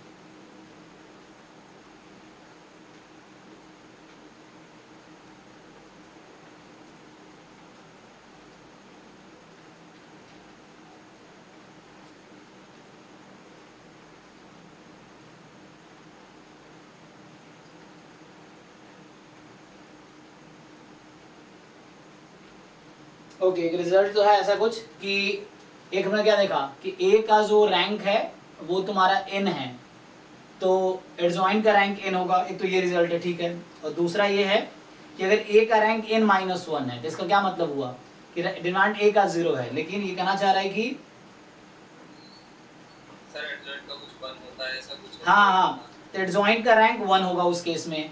हाँ यही है ना। और अगर एडजॉइंट ए का रैंक n माइनस 1 से कम है तो एडजॉइंट का रैंक 0 हो जाएगा, 0 हो जाता है ना। ये मैं तो कहता हूं 3 पॉइंट्स होते हैं। so let B A be a n cross n matrix, है ना। तो इसमें ये है पहला, तुम जो कह रहे हैं पहला कि इफ रैंक ऑफ ए, रो मतलब यहाँ रैंक है, अगर n है तो rank of adjoint A this is also n। दूसरा if rank of A is n minus one, ठीक है, तो n माइनस वन है, तो इसका मतलब रैंक ऑफ एडजॉइंट ए क्या होगा 1। एंड तीसरा, अगर rank of A is less than n minus one, then क्या होगा, rank of adjoint A is equal to 0।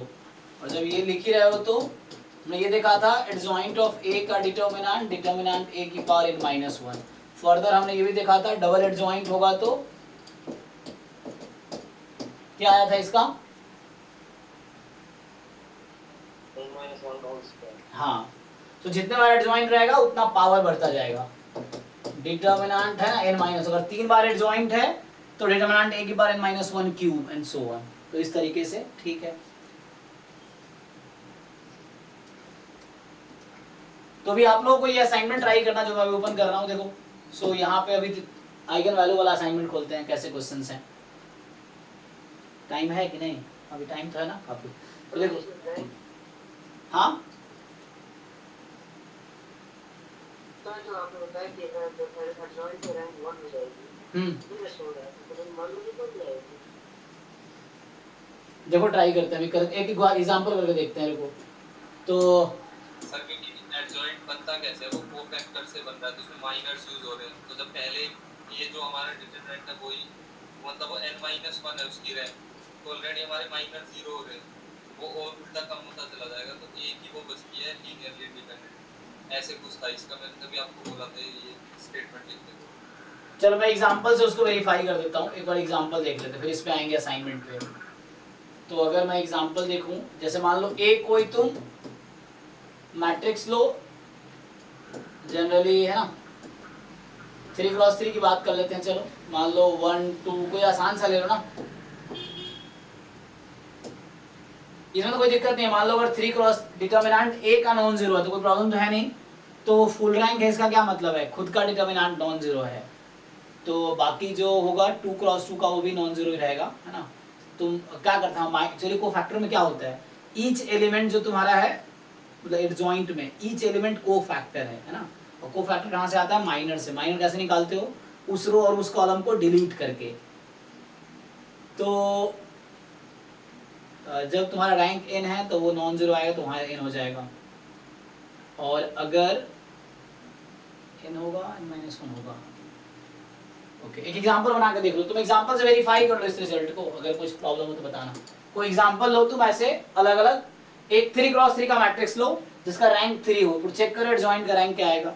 एक 3x3 का मैट्रिक्स जिसका रैंक 2 हो, फिर तुम चेक करो एडजॉइंट का रैंक क्या आएगा। एक 3x3 का मैट्रिक्स लो और चेक करो उसका रैंक 1 हो, तो चेक करो एडजॉइंट का रैंक क्या आएगा। पता है क्या होगा, देखो एक्चुअली उस केस में जैसे मैं बना रहा हूँ, अगर एक जैसे डिटरमिन, मैं 3x3 की बात कर रहा हूँ। मेरा डाउट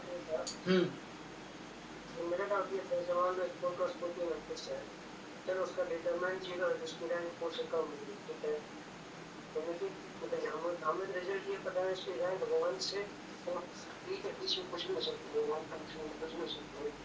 तो डायरेक्ट एडजॉइंट कैसे पॉजिटिव को फैक्टर में 3x3 का भी नॉन जीरो अगर कोई भी नॉन जीरो आ गया उसकी रैंक 3 हो जाएगी। तो 1 डायरेक्ट कैसे आ रहा है? नहीं, तो यहाँ से क्या हो रहा है एक्चुअली, n-1 है जस्ट। मैं बता दे रहा हूँ, जैसे मान लो मैं एग्जांपल दे रहा हूँ तुम्हें, देखो एक जिसका मान लो n3 है मेरा, तो a का रैंक 2 होना चाहिए। तो मान लो 1 1 1 या इतना मेहनत क्यों कर रहे हो, 1 0 0 0 1 0 0 0 0 ये ले लिया मैंने, इसका रैंक 2 है, मतलब n-1 n3 रख रहा हूँ मैं। तो अब तुम इसका एडजॉइंट मैट्रिक्स निकालो जरा, एडजॉइंट a फाइंड करो क्या होगा। तो उसमें क्या करोगे, एडजॉइंट जब फाइंड कर रहे हो तुम, तो a11 तो इसको डिलीट करोगे 0, a12 first row second column 0, a13 कितना आएगा चेक करो, एक शायद नॉन जीरो कोई आएगा, a13 तो ये भी 0 होगा, a21 0, a22 0, a23 0, फिर यहाँ से बस ये आई थिंक नॉन जीरो आएगा 0 0 1 ये बनेगा, चेक करो 1 या -1 यहाँ वेरीफाई करना पड़ेगा। तो क्या है, third row third column plus, ये तुम्हारा एडजॉइंट आ गया। इसका रैंक कितना है यहाँ पे, तो यहाँ A का जो रैंक है वो 3 - 1 है, ठीक है ना, 2 है, तो एडजॉइंट का रैंक कितना हुआ, 1 हो गया, यही थ्योरम है ना, n - 1 है तो 1 होगा, चेक करो, ये वेरीफाई हो गया। अब क्या होता है अगर तुम रैंक 1 ले लिए 1 का, तो अगर 1 का मैं रैंक जो ही 1 लिया, मैट्रिक्स ए में अगर 1 रैंक का लिया तो सारे को एडजॉइंट के सारे एलिमेंट ही 0 हो जाएंगे। अगर रैंक 1 का कोई मैट्रिक्स लो, जैसे एग्जांपल के लिए ये, तो हो क्या रहा है, इसके एडजॉइंट मैट्रिक्स जो आएंगे सारे एलिमेंट 0 ही होंगे, 0 मैट्रिक्स हो जाएगा, 0 मैट्रिक्स का रैंक 0 होता है, तो उस केस में तुम्हारा एडजॉइंट 0 ही हो जाएगा, सारे एलिमेंट 0 हो जाएंगे, ठीक है।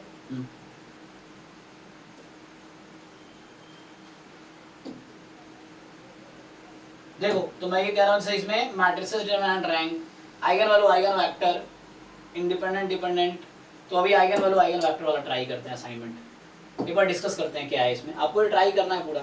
तो नेक्स्ट क्लास में मैं स्टार्ट करूंगा वेक्टर स्पेस, फिर उसी में आ जाएगा वेक्टर स्पेस, सब स्पेस, स्पैन, बेसिस, है ना, डायमेंशन, तो वो एक बार 1-2 क्लास में करके ये टॉपिक कंप्लीट करेंगे, फिर असाइनमेंट आपको ट्राई करना है, जैसे ये है।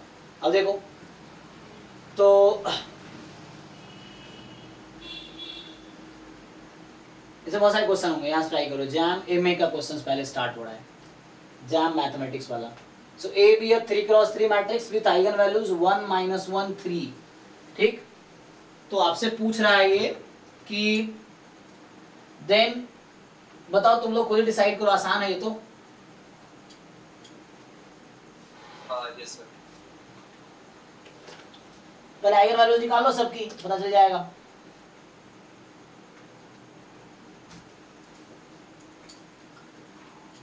तो जैसे मैं अगर a² + a की आइगन वैल्यू निकालूं तो वैसे करके निकाल लो, पहले के करके 1 + 1 2, फिर 0 एंड फिर 0 आ गए तो नॉन सिंगुलर आउट हो गया, ये सिंगुलर हो गया। हाँ सर ये 1 - 1 समझ रहा क्या कह रहा हूं मैं, जैसे अगर मेरा a की आइगन वैल्यू λ1 λ2 λ3 है तो a² की λ1² λ2² λ3², ठीक है ना, इस तरीके से, तो उससे हिसाब से फिट कर लो, तो करस्पॉन्डिंग आइगन वैल्यू निकाल लो, यहाँ भी 0 हो जाएगी 1 रखने पे, 1 रखोगे तो 0 हो जाएगी। अच्छा वो नहीं बताया तुम लोगों ने, मिनिमल पॉलिनोमियल था नहीं, ऐसे मैं मिनिमल का डेफिनेशन बता दूंगा, ऐसे रह गया ना, इनहेरिटिंग पॉलिनोमियल, मिनिमल पॉलिनोमियल, ये रह गया। तो a² + 3a is non singular, तो हाँ सर ये तो है। बताओ एक डेफिनेशन लिख लेते हैं। तो तुम लोगों ने कैरेक्टरिस्टिक पॉलिनोमियल लिखा था ना, या कैरेक्टरिस्टिक इक्वेशन लिखा था, कैरेक्टरिस्टिक पॉलिनोमियल लिखा था तुम लोगों ने, ठीक, तो ये तो तुम्हारा हो गया, जैसे तुमने देखा कि a - λi = 0, तो ये जो आएगी पॉलिनोमियल अगर लिखूंगा मैं, तो मैं जिस फॉर्म में लिख रहा था उसी फॉर्म में, तो यहाँ से आएगा p of λ = λi - a। ये मिनिमल पॉलिनोमियल क्या होता है,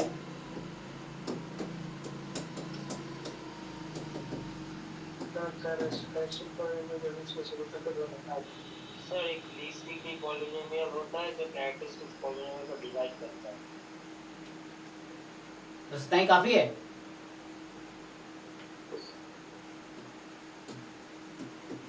सो लीस्ट डिग्री पॉलिनोमियल, हाँ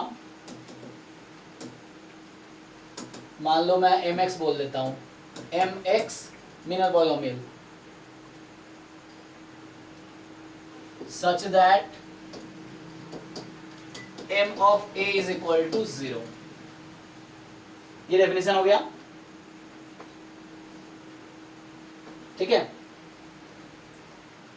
सो होता क्या है,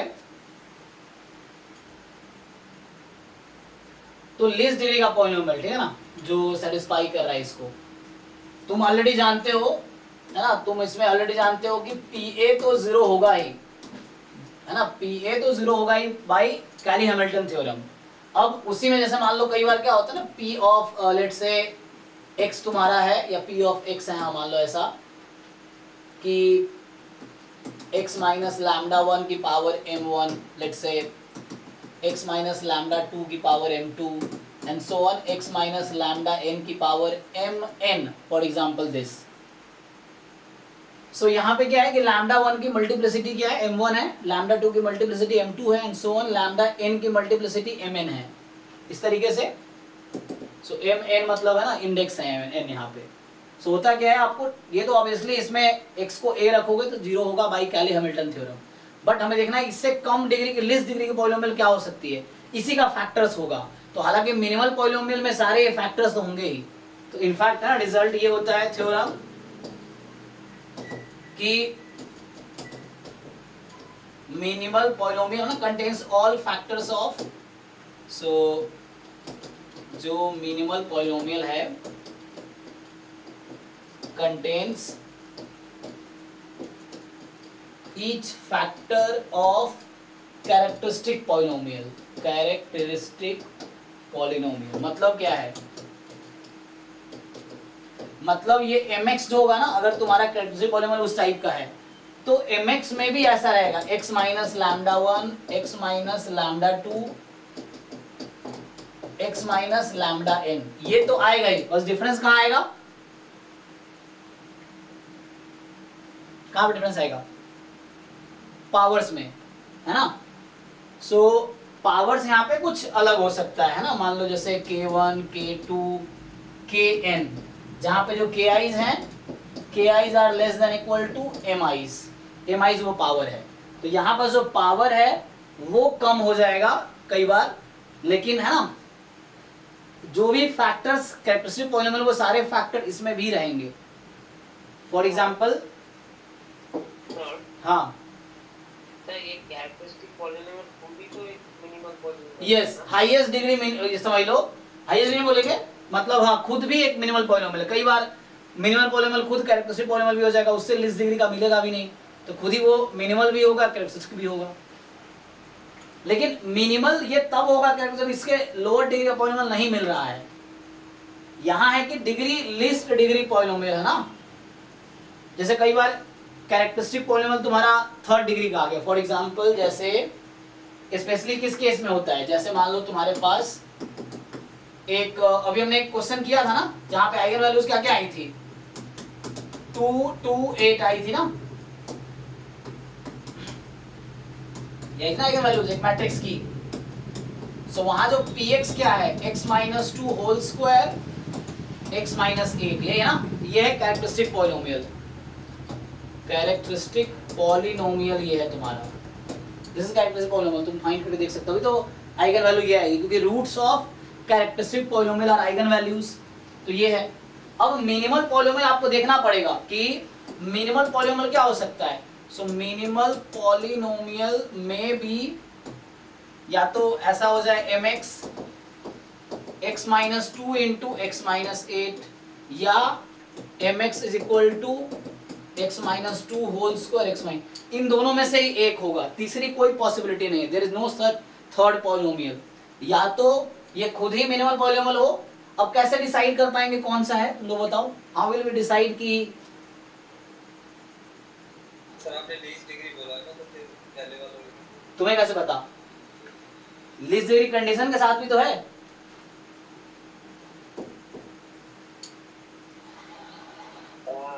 यस सिर्फ लिस्ट डिग्री थोड़ी है, कंडीशन है जो इसको सेटिस्फाई करे। तो अब क्या है, मैंने ये कहा कि तुम्हें जो तुम्हारे पास एक कैरेक्टरिस्टिक होने में दो फैक्टर है, तो मिनिमम में दोनों फैक्टर आएगा ही, बट डिसाइड कैसे करोगे ये है ये सही है। तो देखना पड़ेगा अगर ma इज इक्वल टू 0 हो गया ये वाले में, अगर यहाँ पे 0 हो गया इसमें, तो यही वाला तुम्हारा मिनिमल पॉलिनोमियल है। अगर ये नॉन जीरो हुआ तो यही वाला होगा, दूसरा कोई रास्ता है नहीं। अगर ये नॉन जीरो हुआ, मान लो मैं m1 लिख देता हूँ, m2 लिख देता हूँ, सो m1a 0 है तो m1 is the minimal polynomial, then m1 is minimal polynomial.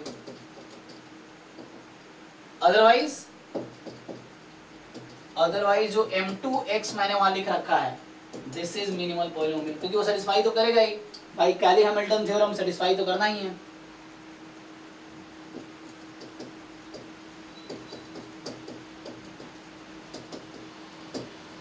Check करो, तुम चाहो तो वेरीफाई कर दो, हमने मैट्रिक्स लिखा था ना, वो क्या मैट्रिक्स था बताओ भाई, वो कौन सा मैट्रिक्स था जिसका वो आया था, चेक करो, शुरू में लिखे थे हम लोग। सो यहाँ था ना, देखो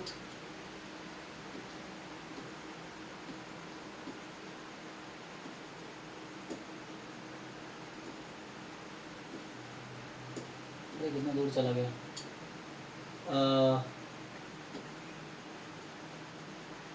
हाँ यहाँ पे है 6 माइनस 2 2 माइनस 2 3 माइनस 1, इस तरीके था 6 माइनस 2 2 माइनस, ठीक है ना, तुम लोगों ने लिखा था देखो 6 माइनस 2 6 माइनस 2 2, हाँ 6 में कॉलम्स अच्छा कॉलम्स है 6 माइनस 2 ऐसा, हाँ वो सिमेट्रिक मैट्रिक्स है एक्चुअली। -1 -2 3 -1 -1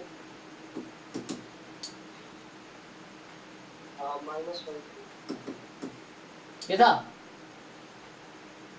हाँ सर। डायगोनल 633 था, ओके।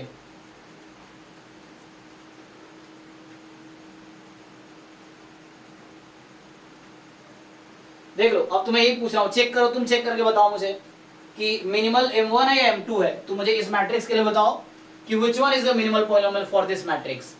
ये कैरेक्टरिस्टिक है, अब तुम्हें चेक करना है कि इसका मिनिमल पॉलिनोमियल ये वाला है या ये वाला है, तुम चेक करके बताओ। तो पहले तुम इसको ओपन कर लो चाहो तो, और पुट करके देखो सेटिस्फाई कर रहा है, या वैसे ही देख सकते हो, हाँ कैसे भी तुम्हारी मर्जी है, देख लो। सो उसके लिए तुम्हें चेक करना पड़ेगा कि a minus 2i into a minus I, क्या ये जीरो मैट्रिक्स है, तुमसे मैं ये पूछ रहा हूं। m1 जो है मिनिमल पॉलिनोमियल तब होगा अगर ये जीरो हो जाए, a minus 2i into a minus I, sorry 8i ना, 8i, ये 8 है, 8 तो 8i, a minus 8i, a minus 2i into a minus 8i, check करो जीरो है क्या, क्वेश्चन ये है।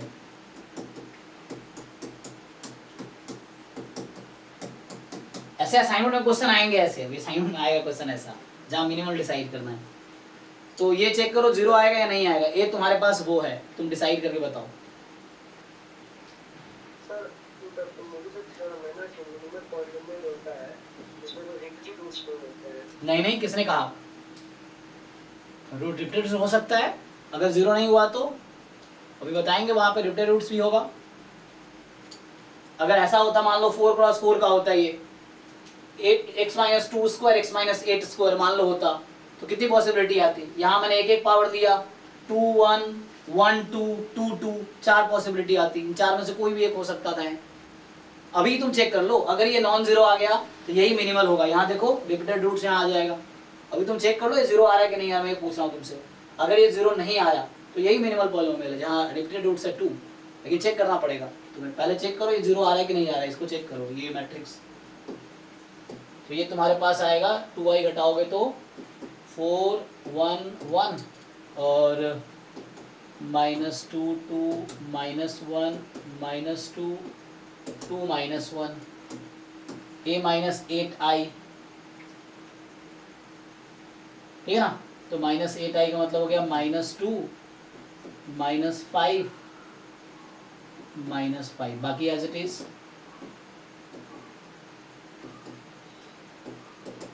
चेक करो ये प्रोडक्ट इसका जीरो आएगा, ढंग से घटाना देखना, कैलकुलेशन मैंने गलत ना किया कहीं पे।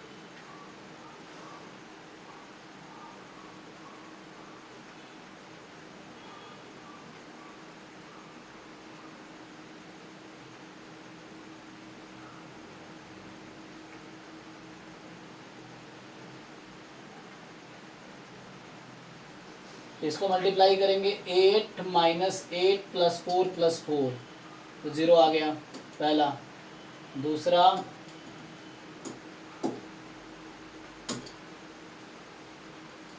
-8 प्लस 10 -2, जीरो आ गया। 8 माइनस 2 प्लस 10, नहीं 8 plus 2 plus 10, 8 plus 2 minus 10, zero. फिर आई थिंक 0 0 आ जाएगा, वेरीफाई करके देखो तुम लोग।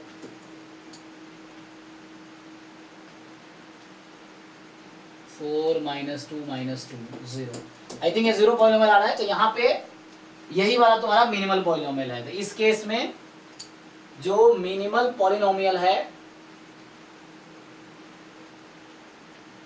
यही है। सो यहाँ पे जो है m1x बराबर x minus 2 into x minus 8 is minimal polynomial. अभी जो बता रहा था ना मुझे कि डिवाइड करेगा, हाँ ये रिजल्ट है कि लाइक कि मिनिमल पॉलिनोमियल ऑलवेज डिवाइड,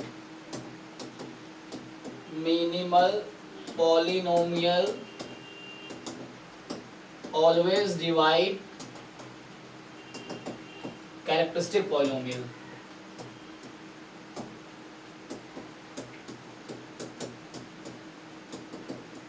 है ना, तो हमेशा डिवाइड करेगा ये। अब जैसे मैं ये कह रहा हूँ एग्जांपल के लिए तुम्हें, देखो मैं अगर तुमसे एक मैट्रिक्स दे दूं तुम्हारा, मान लो 1 0 0 0 1 0 0 0 1, चलो यही ले लो एग्जांपल, ठीक। अब जरा ध्यान दो तुम यहाँ पे, अच्छा अगर मैं थोड़ा सा चेंज कर दूं इसको, चलो यहाँ 1 ले लो, तो मुझे बताओ भाई इसका कैरेक्टरिस्टिक पॉलिनोमियल क्या होगा? समझ तो आ रहा होगा देख के? हाँ sir, lambda cube minus 3 lambda square. क्या कर रहे हो तुम? ये देखो, सो ये आ जाएगा। अब मैं तुमसे पूछना चाह रहा हूँ मिनिमल पॉलिनोमियल इसका क्या होगा। देखो इसकी पॉसिबिलिटी क्या क्या है, it may be x minus 1, it may be x minus 1 square, it may be x minus 1 cube. Now it depends on कौन इसको जीरो बना देगा। अगर मैं आइडेंटिटी लिया होता ना, मान लो अगर मैं आइडेंटिटी मैट्रिक्स लिया होता तो यही वाला मिनिमल बन जाता, आइडेंटिटी मैट्रिक्स लिया होता तो, बट ये आइडेंटिटी नहीं है तो ये तो मिनिमल नहीं होगा। चेक करो अब ये वाला कौन सा वाला हो, तुम्हें बताओ जरा, which one is the minimal polynomial. कैसे डिसाइड होगा? डिसाइड होगा कि a माइनस आई जीरो है क्या, a minus I whole square zero है क्या, या a minus I whole cube zero है। So a minus I whole cube zero तो होगा ही, क्योंकि है ना वो कैरेक्टरिस्टिक पॉलिनोमियल है, तो इसका तो कोई डाउट नहीं है। तुम्हें बस इन दोनों में चेक करना है, और a माइनस आई जीरो तो लग नहीं रहा, तो ये जीरो है नहीं, ये जीरो है ही, बस बीच वाला चेक करना है तुम्हें, a minus I whole square check करो। हाँ होगा x माइनस 1 स्क्वायर वाला भी, मतलब a माइनस आई स्क्वायर वाला भी। तो ये तो नहीं होगा क्योंकि ये है, मैं काट इसलिए रहा हूं, मैं उसको इसलिए कैंसिल किया क्योंकि मुझे लिस्ट डिग्री चाहिए।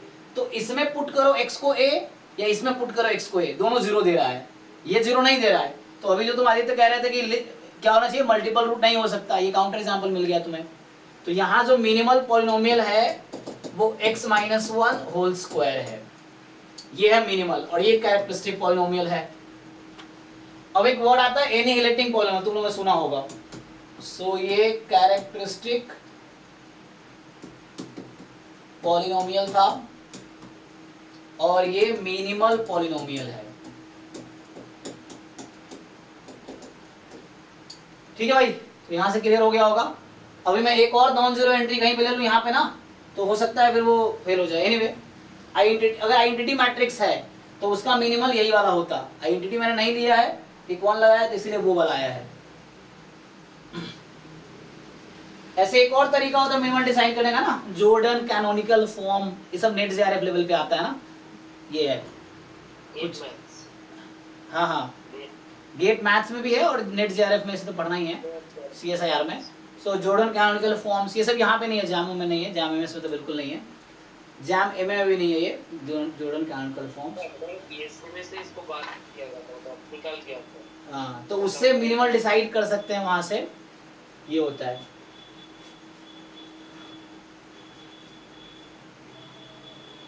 इसमें ये होता है ना पार्टीशन, अच्छा पार्टीशन की बात करनी थी हमें। सो ये है एनीवे, एटलीस्ट ये मिनिमल के लिए होगा। मैं पूछा था एनिहिलेटिंग पॉलिनोमियल क्या होता है?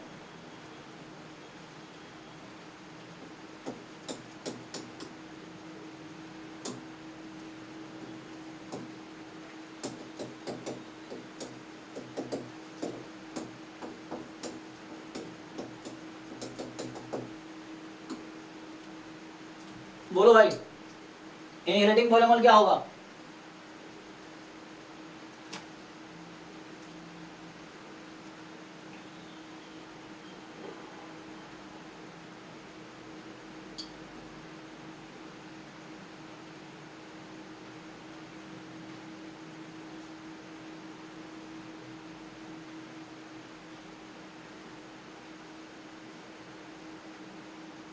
कुछ याद नहीं है सर। याद नहीं है? किसको याद नहीं डेफिनेशन? कुछ एनिलेट जैसा कुछ याद नहीं आ रहा।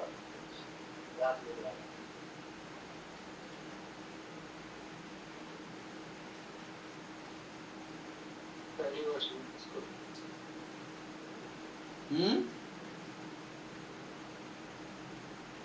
पहली वर्षन क्या बोलो, नहीं समझ आ रहा मुझे। सर इसको पहली वर्षन अच्छा, पहली बार सुना तुमने? ऐसा वर्ड नहीं सुना है? अच्छा, एक्चुअली ये क्या है, मिनिमल और कैरेक्टरिस्टिक के बीच का पॉलिनोमियल है, जिसके लिए जो देखो इन तीनों रिलेशन रिलेटेड है एक्चुअली। जैसे मिनिमल पॉलिनोमियल लीस्ट डिग्री का है, characteristic polynomial highest degree consider करेंगे, हालांकि उससे लार्जर भी हो सकता है। अच्छा, एनालिटिक पॉलिनोमियल क्या होता है एक्चुअली, इसका कैरेक्टरिस्टिक रिलेशन है मिनिमल से रिलेशन है एक्चुअली। जैसे तुम जानते हो ना कि minimal polynomial divides characteristic polynomial, वैसे मिनिमल पॉलिनोमियल डिवाइड्स एनिहिलेटिंग पॉलिनोमियल। तो एनिहिलेटिंग पॉलिनोमियल ऐसा पॉलिनोमियल है जो कैरेक्टरिस्टिक नहीं हो सकता ना हो, बट वो सेटिस्फाई कर रहा है उस इक्वेशन को। एक ऐसा पॉलिनोमियल है जिसको मैट्रिक्स सेटिस्फाई करता है। तो सिंपल ये लिख लो कि अ पॉलिनोमियल मान लो क्या नाम है, तो QX सच दैट एनिलेट करना बोलते हैं ना। हाँ यस, QA इज 0 सिंपल। तो मतलब मिनिमल पॉलिनोमियल एक टाइप का एनालिटिक पॉलिनोमियल हो गया, कैरेक्टरिस्टिक पॉलिनोमियल भी एक टाइप का एनालिटिक पॉलिनोमियल हो गया। तो यहाँ पे ये है कि थ्योरम यहाँ पे ये है कि जो लीस्ट डिग्री पॉलिनोमियल होगा वो तुम्हारा, देखो कुछ पॉलिनोमियल ऐसा भी हो सकता है जो कैरेक्टरिस्टिक पॉलिनोमियल नहीं है, मिनिमल भी नहीं है, लेकिन जो सेटिस्फाई कर रहा है, तो ये सिर्फ एनिहिलेटिंग पॉलिनोमियल है, ये कहने का मतलब हमारा। जैसे फॉर एग्जांपल कैरेक्टरिस्टिक का डिग्री 10 है फॉर एग्जांपल, और मिनिमल का डिग्री 2 है, बट बीच में डिग्री 4 का भी एक पॉलिनोमियल है जो मैट्रिक्स इक्वेशन सेटिस्फाई कर रहा है, तो वो एनिहिलेटिंग पॉलिनोमियल होगा, ये कहने का मतलब है।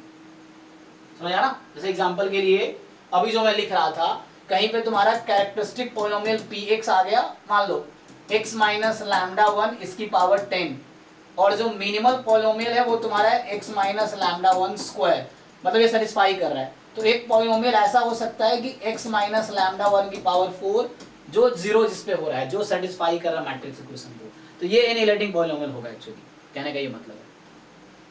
ठीक है ना? तो minimal polynomial least degree polynomial है, और ये तीनों मैट्रिक्स इक्वेशन को सेटिस्फाई, मतलब x की जगह a पुट करोगे तीनों आंसर 0 देगा।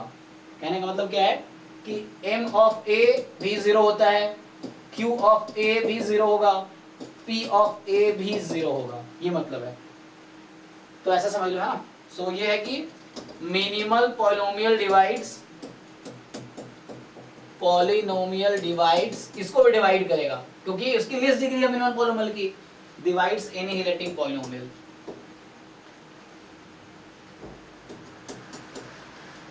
आई थिंक इतना कुछ है ना, ये आगे शायद इतना जैम में होगा नहीं।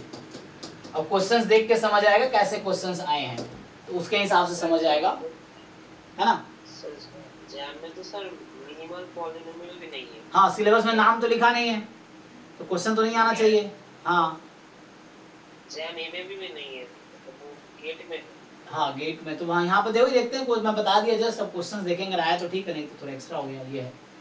सो ठीक है, आगे मैं जो टॉपिक बचा पहले उसको थ्योरी कंप्लीट कर फिर डिस्कशन करेंगे। मैं ये करना चाह रहा था, तो आप लोग ये भी फिनिश करो असाइनमेंट्स, है ना, ये सब ट्राई करके आओ, है ना, बहुत सारे असाइनमेंट ट्राई करो। अभी सिर्फ डिस्कशन ही हो गया, पर सिलेबस खत्म हो जाए मैथ्स पोर्शन का, फिर डिस्कशन 1 बाय 1 डिस्कशन करेंगे, बता दूंगा किसका डिस्कशन होगा। सो 1 बाय 1 डिस्कस करेंगे, उसके बाद एक बार टॉपिक्स थ्योरेटिकली हम लोग एक बार कवर कर लेते, अगर थ्योरी पढ़ लिया, फिर जो थोड़ी बहुत चीज़ें रह जाएंगी वो क्वेश्चन के थ्रू क्लियर हो जाएगा, तो क्वेश्चन के थ्रू क्लियर हो जाएगा सब। ठीक है, चलो तो आज के लिए इतना ही रखते हैं, टाइम हो गया। Good night and thank you. जी सर।